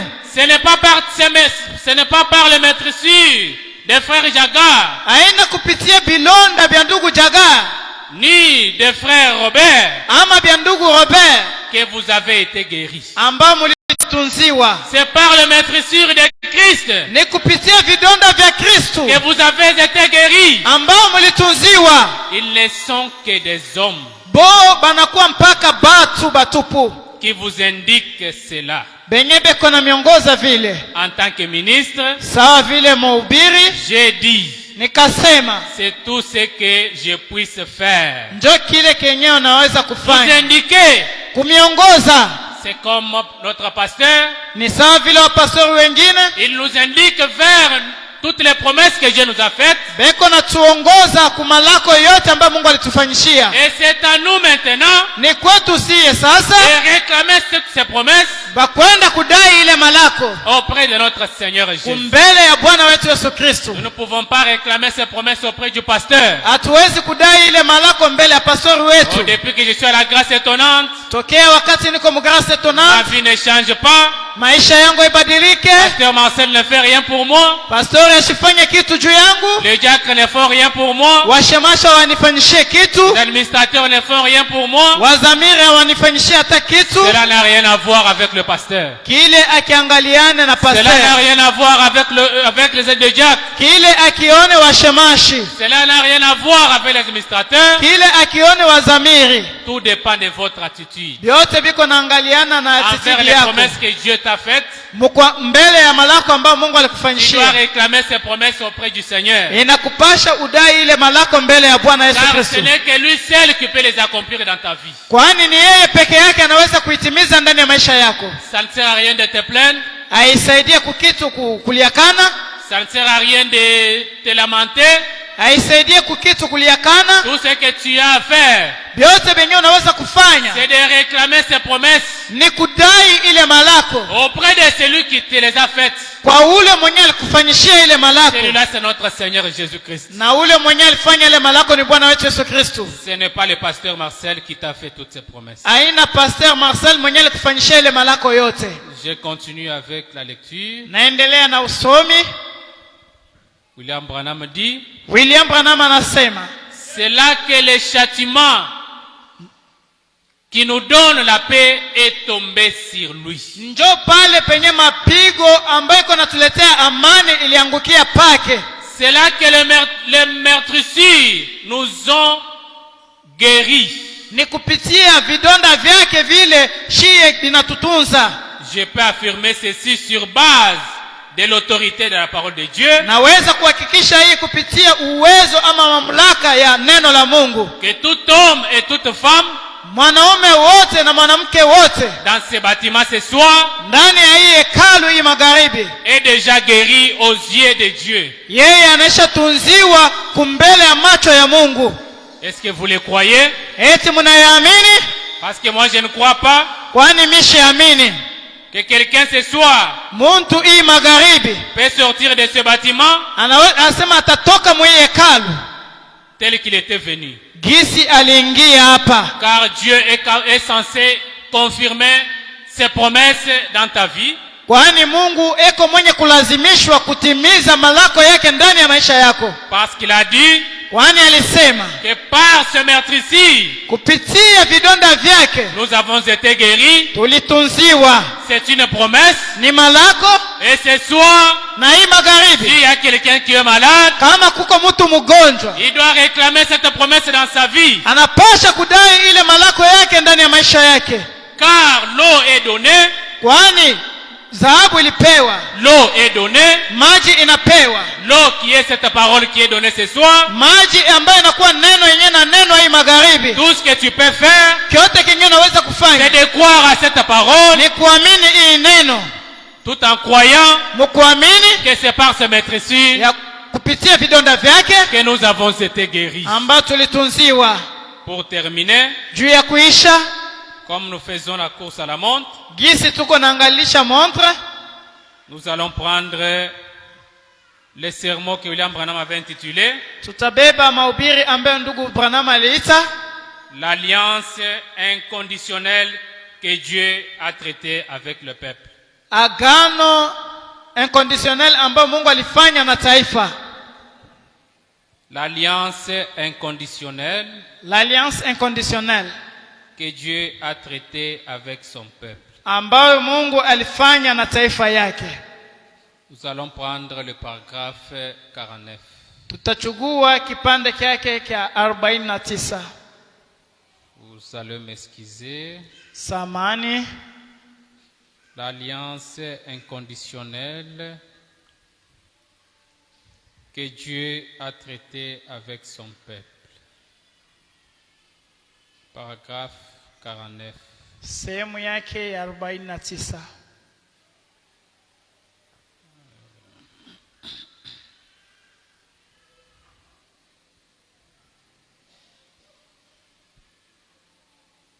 promesses de Dieu sont infaillibles. Malako ya Mungu haishindwake kamwe. Voilà. Nous allons prendre le paragraphe 49. Tutasoma sehemu yake 49. Quand Branham dit, Ndugu Branham anasema,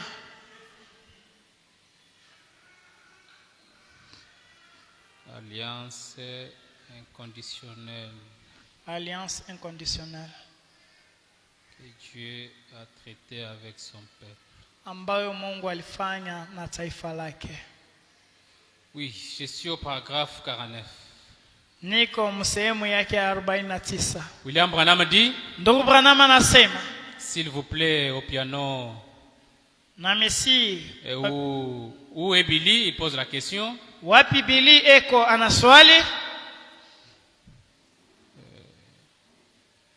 Je peux descendre pour gagner le temps. Nashuka juu ya. Nous allons prier pour le malade maintenant. Tutaombea wagonjwa hapa sasa. Je suis un peu en retard. Muda niko nyuma sana. J'aimerais que vous regardiez ceci à l'esprit. Napenda muangalie hiki mkiroho. Maintenant, Sasa qu'êtes-vous? Maintenant, qu'êtes-vous? hapa C'est la sasa question qu'il pose. hapa sasa muko ni swali ambayo anaswali. Qui êtes-vous? Muko nani? La postérité d'Abraham. Uzao wa Ibrahimu. Est-ce vrai? Eti ni kweli? Amen, amen. Amina. William Branham pose la question, est-ce vrai? Ndugu Branham anaswali swali, eti ni kweli? Comme vous l'avez approuvé, Sawa vile mnaihakikisha. il continue, il dit ceci. Anaendelea na kusema hivi. La foi que la postérité d'Abraham, la foi que la postérité d'Abraham Imani ambayo uzao wa Ibrahimu, est dans son 3 points de suspension, nukta 3, qu'Abraham avait et dans ses enfants. ambayo ile imani ambayo Ibrahimu alikuwa nayo iko ndani ya watoto yake, Sa postérité. uzao wake. Est-ce vrai? Eti ni kweli? Je continue la lecture. Naendelea na usomi. William Branham dit, Ndugu Branham anasema, comment devenez-vous la postérité d'Abraham? namna gani mnaweza kukuwa uzao wa Ibrahimu? C'est la question qu'il pose. Ni swali ambayo anaswali. Il continue, il dit, Anaendelea na kusema, c'est en mourant en Christ ni mkufa ndani ya Kristo que vous revêtez la nature de la postérité d'Abraham ambao mnavala asili ama mwili wa uzao wa Ibrahimu, et que vous deveniez héritiers selon la promesse. na mnakuwa warithi kufatana na malako. Combien sont morts en Christ ce soir? Wangapi ambao wanakufa ndani ya Kristo hii magharibi? C'est William Branham qui vous pose la question, ce Ni- n'est pas moi. Ni William Branham ndio anaswali swali Il aina mie. demande combien sont morts en Christ ce soir. Anasema wangapi wanakufa ndani ya Kristo hii Il magharibi? y en a ceux-là qui ne sont pas morts en Christ. Kuko bale benye bakufe ndani ya Kristo Je hapa. continue avec la lecture. Naendelea na usomi. Faites voir les mains.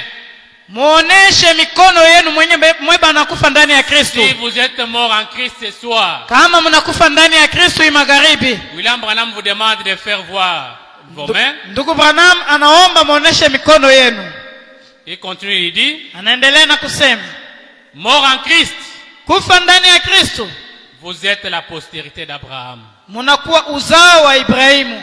Alors, Sasa, maintenant, hapa sasa, si vous avez la foi d'Abraham, kama uko na imani ya Ibrahimu, 3 points de suspension. nukta 3, Si vous n'en avez pas, kama hauna na imani, alors vous n'êtes pas la postérité d'Abraham. sasa hapa hauna uzao wa Ibrahimu. C'est-à-dire, Ni kusema nous étant la postérité d'Abraham, nous étant la postérité shie d'Abraham, benye kuwa uzao wa Ibrahimu, étant morts en Christ, benye kufa ndani ya Kristo, nous devons avoir la foi qu'avait Abraham. tunapasha kuwa na imani ambayo Ibrahimu alikuwa Abraham, nayo. Dieu l'avait promis un fils promis. Ibrahimu Mungu alimlakaka mtoto wa malako. Abraham avait cru à cela. Ibrahimu aliaminiaka ile malako, Et quand il avait cru à cela, na wakati aliaminiaka ile, malgré les années, hata bwingi bwa miaka, malgré les obstacles, hata bizuizo, le fils promis était venu. mtoto wa Malako alikuyaka, Et Dieu avait confirmé sa promesse. na Mungu alihakikishaka Malako yake. Voilà pourquoi William Branham nous demande d'avoir la foi d'Abraham,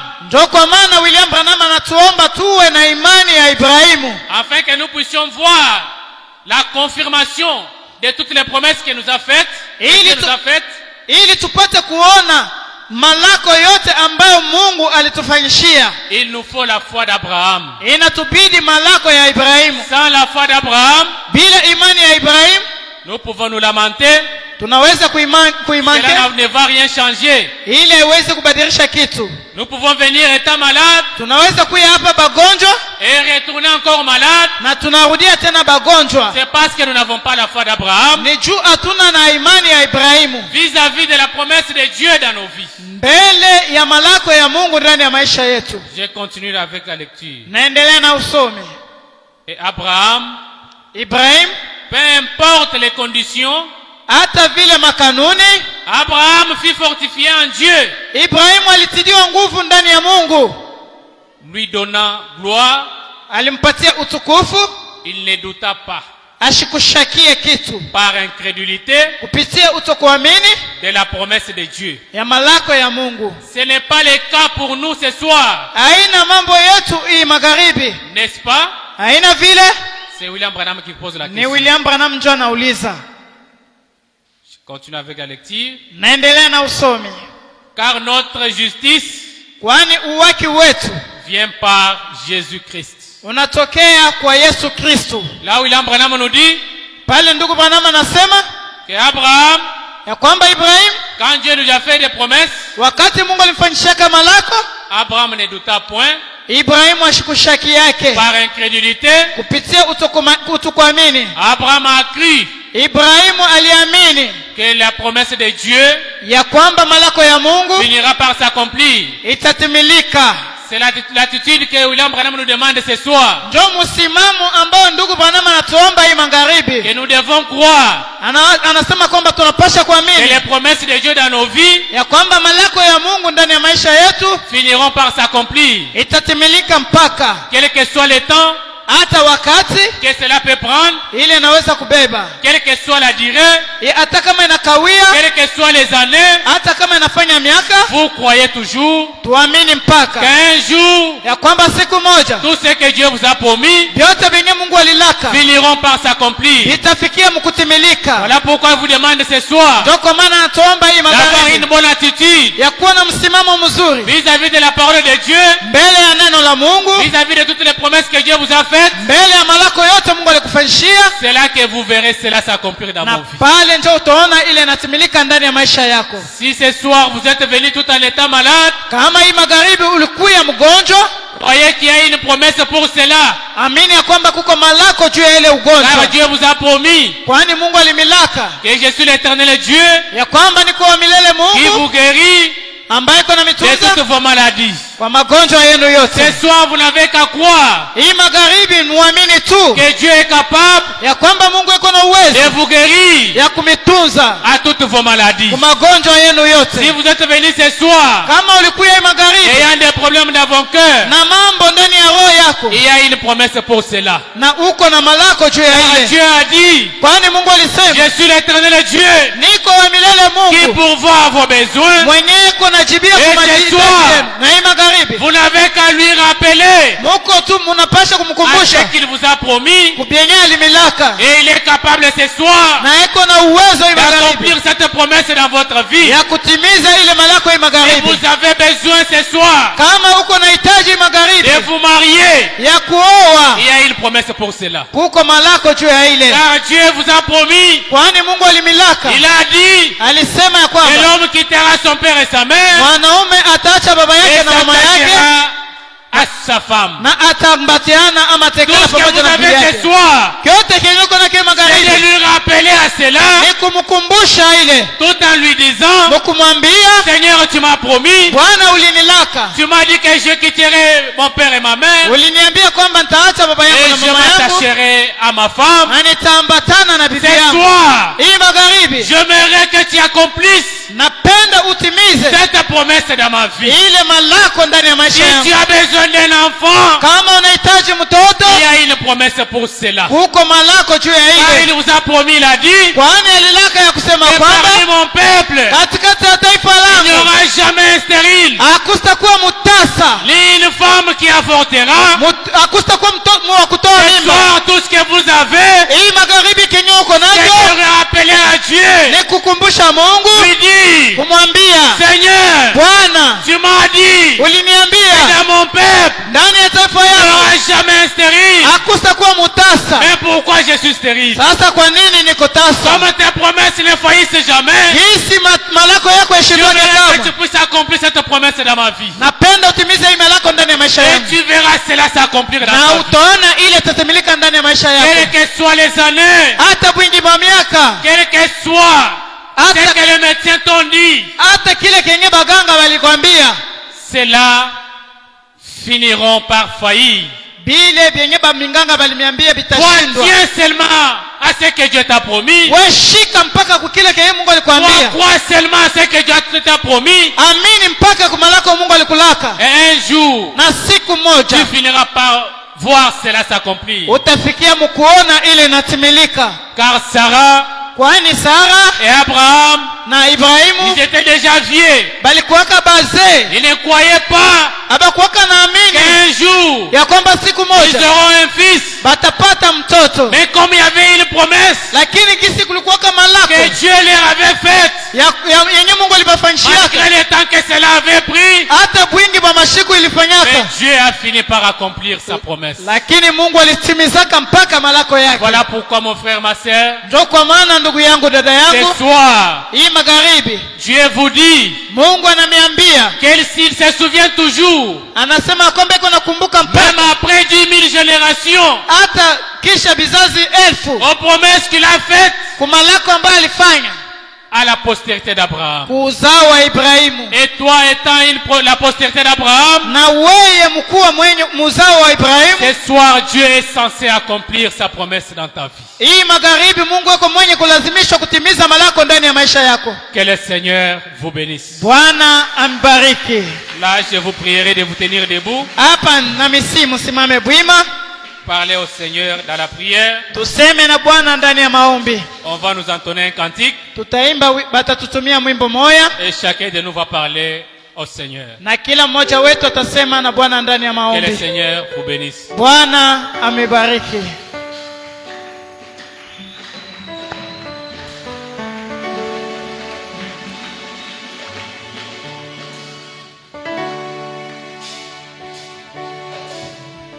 Oui, nous allons prendre le Dieu puissant, c'est Jésus. Tutaimba Mungu wa uwezo ni Yesu.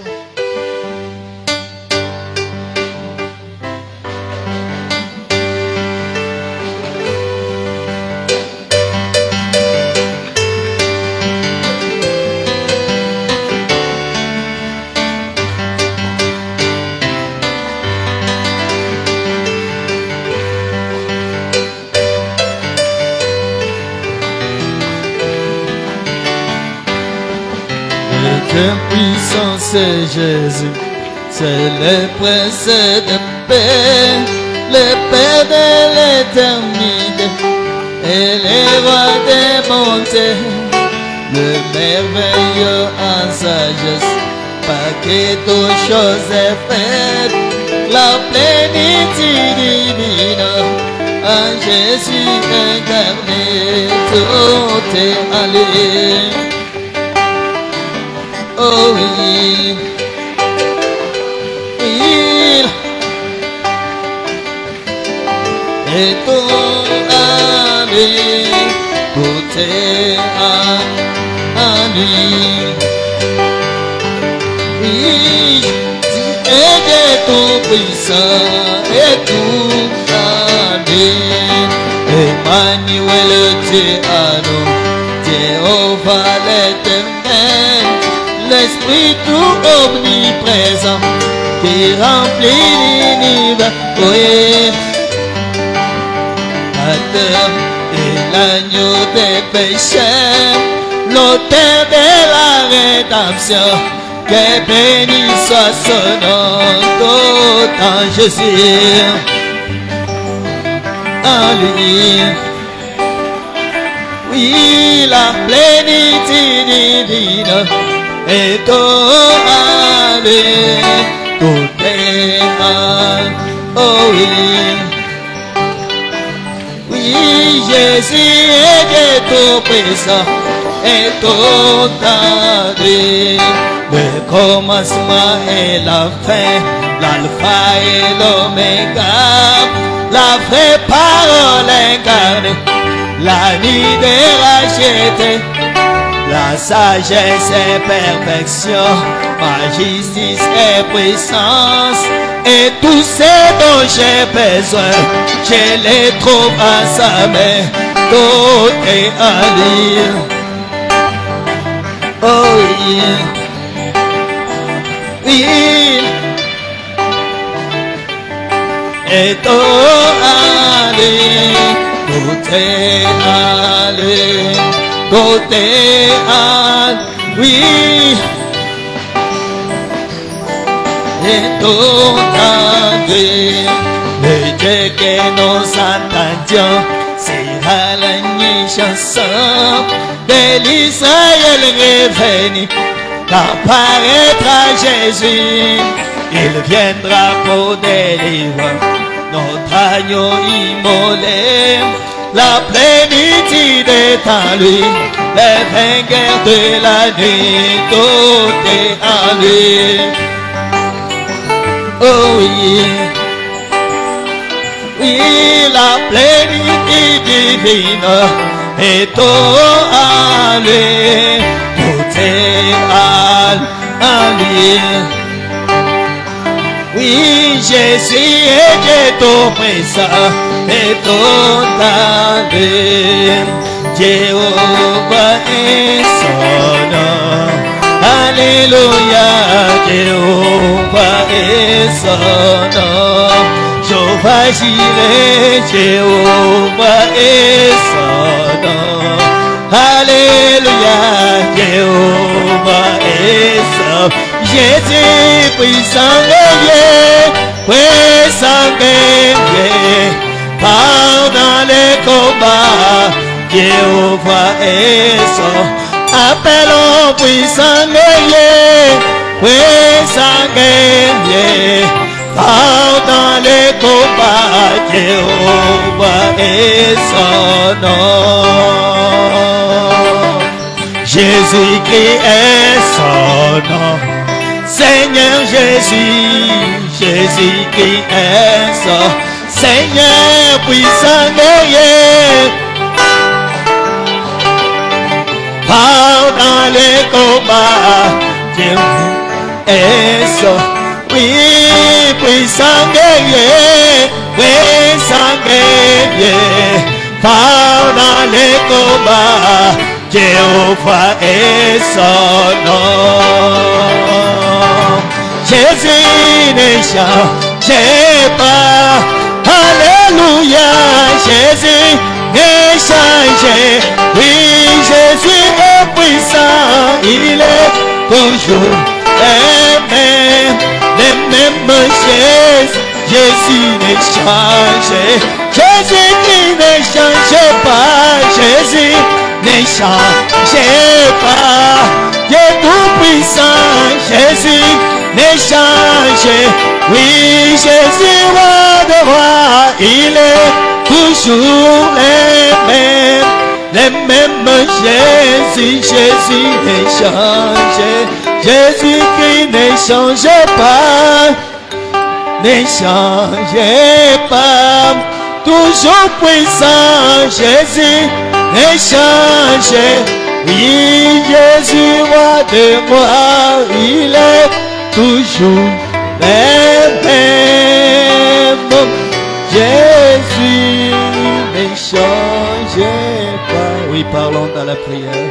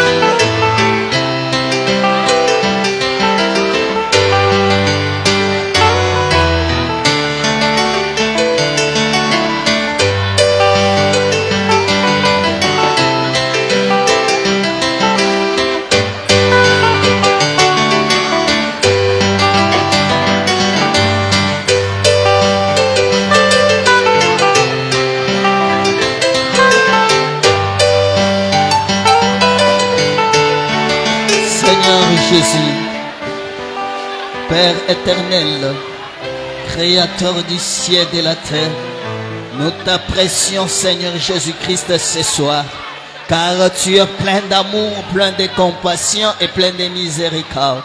Que ton Saint-Nom soit béni, à toi seul l'honneur, la gloire au siècle des siècles. Bien-aimé Jésus, dans la simplicité, tu viens de nous parler, Seigneur. Bien-aimé Jésus-Christ, à travers ton Fils, qui est notre diacre, ô Père éternel, tu nous as, ô Dieu bien-aimé, invités à te glosser nos fardeaux et nos problèmes. Seigneur Jésus-Christ, Père éternel, Elohim le fort, ton Fils, ô Père éternel, avec la parole à l'appui, nous a montré que tu es l'unique personne qui ne faillit jamais, l'unique personne qui répond à chaque promesse. Oh Seigneur Jésus-Christ, ta promesse finit par s'accomplir. Père éternel, Elohim le fort, nous t'élèvons, Seigneur Jésus. Père éternel, nous te glorifions, Seigneur. Que ton Saint-Nom soit béni. Ce soir, Père, reçois l'honneur, reçois la gloire, Seigneur Jésus-Christ. Accepte, oh Dieu Tout-Puissant, oh Père éternel, toi l'auteur de la promesse infaillible. Accepte, bien-aimé Jésus-Christ, accepte d'honorer ton Fils, ta fille ce soir, qui est venu bouleversé, coincé, et dans son cœur, il croit que toi, Dieu, tu existes. Il croit que tu es l'auteur de la parole infaillible. Il croit que c'est toi, Jésus, la solution. Il croit que c'est toi, Jésus, Dieu des miracles. Il croit que c'est toi, Jésus, qui change la vie. Il croit que c'est toi, Jésus, qui guérit. Il croit que c'est toi, Jésus, qui bénit. Il croit que c'est toi, Jésus, qui sort. Bien-aimé Jésus, nous t'invitons, Roi béni. Nous t'invitons, Père céleste. Nous t'invitons, Roi puissant. Bien-aimé Jésus, honore ce soir ta parole infaillible.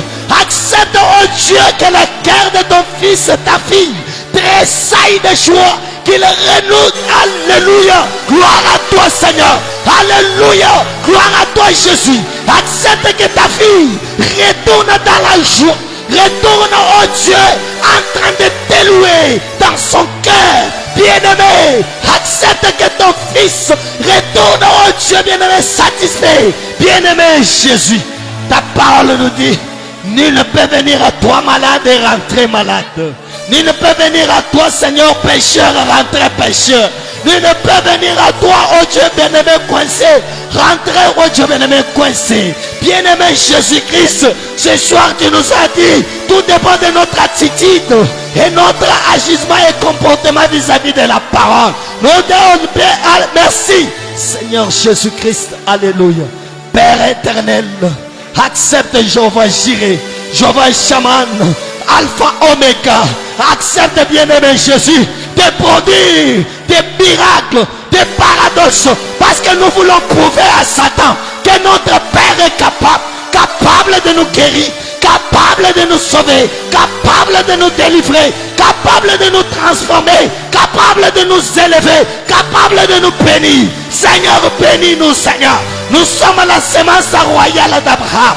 Nous sommes les enfants de Malachie 4. Nous sommes, oh Dieu bien-aimé, les trophées du calvaire. Accepte, bien-aimé Jésus-Christ. Alléluia. Merci, Seigneur Jésus. Produit des paradoxes. Et nous croyons, Seigneur, que tout celui qui était venu malade, Seigneur Jésus-Christ, toi Jésus, les guérisseurs, toi Jésus qui donne la solution, toi Jésus qui répond à la prière. Nous croyons fermement que tu nous as guéris. Nous croyons fermement que tu nous as sauvés. Nous croyons fermement que tu nous as délivrés. Nous croyons fermement que tu nous as élevés. Nous croyons fermement que tu nous as justifiés. Nous croyons merci Seigneur Jésus-Christ. Père éternel, bénis ton Fils. Bénis, oh Dieu bien-aimé, ton serviteur. Seigneur notre Dieu, bénis-lui abondamment, Seigneur. Couronne, oh Dieu bien-aimé, son ministère, Père. Accepte qu'il monte de gloire en gloire, de puissance en puissance, de l'onction en l'onction, de révélation en révélation. Bien-aimé, accepte de le faire. Oh Dieu Tout-Puissant, oh bien-aimé, accepte de le faire. Accepte de le faire. Accepte de le faire. Accepte de le faire. Accepte de le faire. Alléluia. Gloire à toi, Jésus. Oh Père éternel, bénis encore une fois notre berger. Accepte de bénir sa maison. Bien-aimé Jésus-Christ, bénis grâce étonnante. Bénis tout un chacun de nous. Reste l'ennemi de nos ennemis. Reste l'adversaire de nos adversaires. Que toute armée forgée contre nous soit annulée sans effet. Protège-nous comme la plinée de ton œil. Donne-nous, Seigneur Jésus, nos pains quotidiennes. Nous croyons que tu les feras, Seigneur. Nous avons ainsi prié, Seigneur. Accepte de bénir encore tout celui qui t'a amené quelque chose, même tout celui qui a manqué, Père.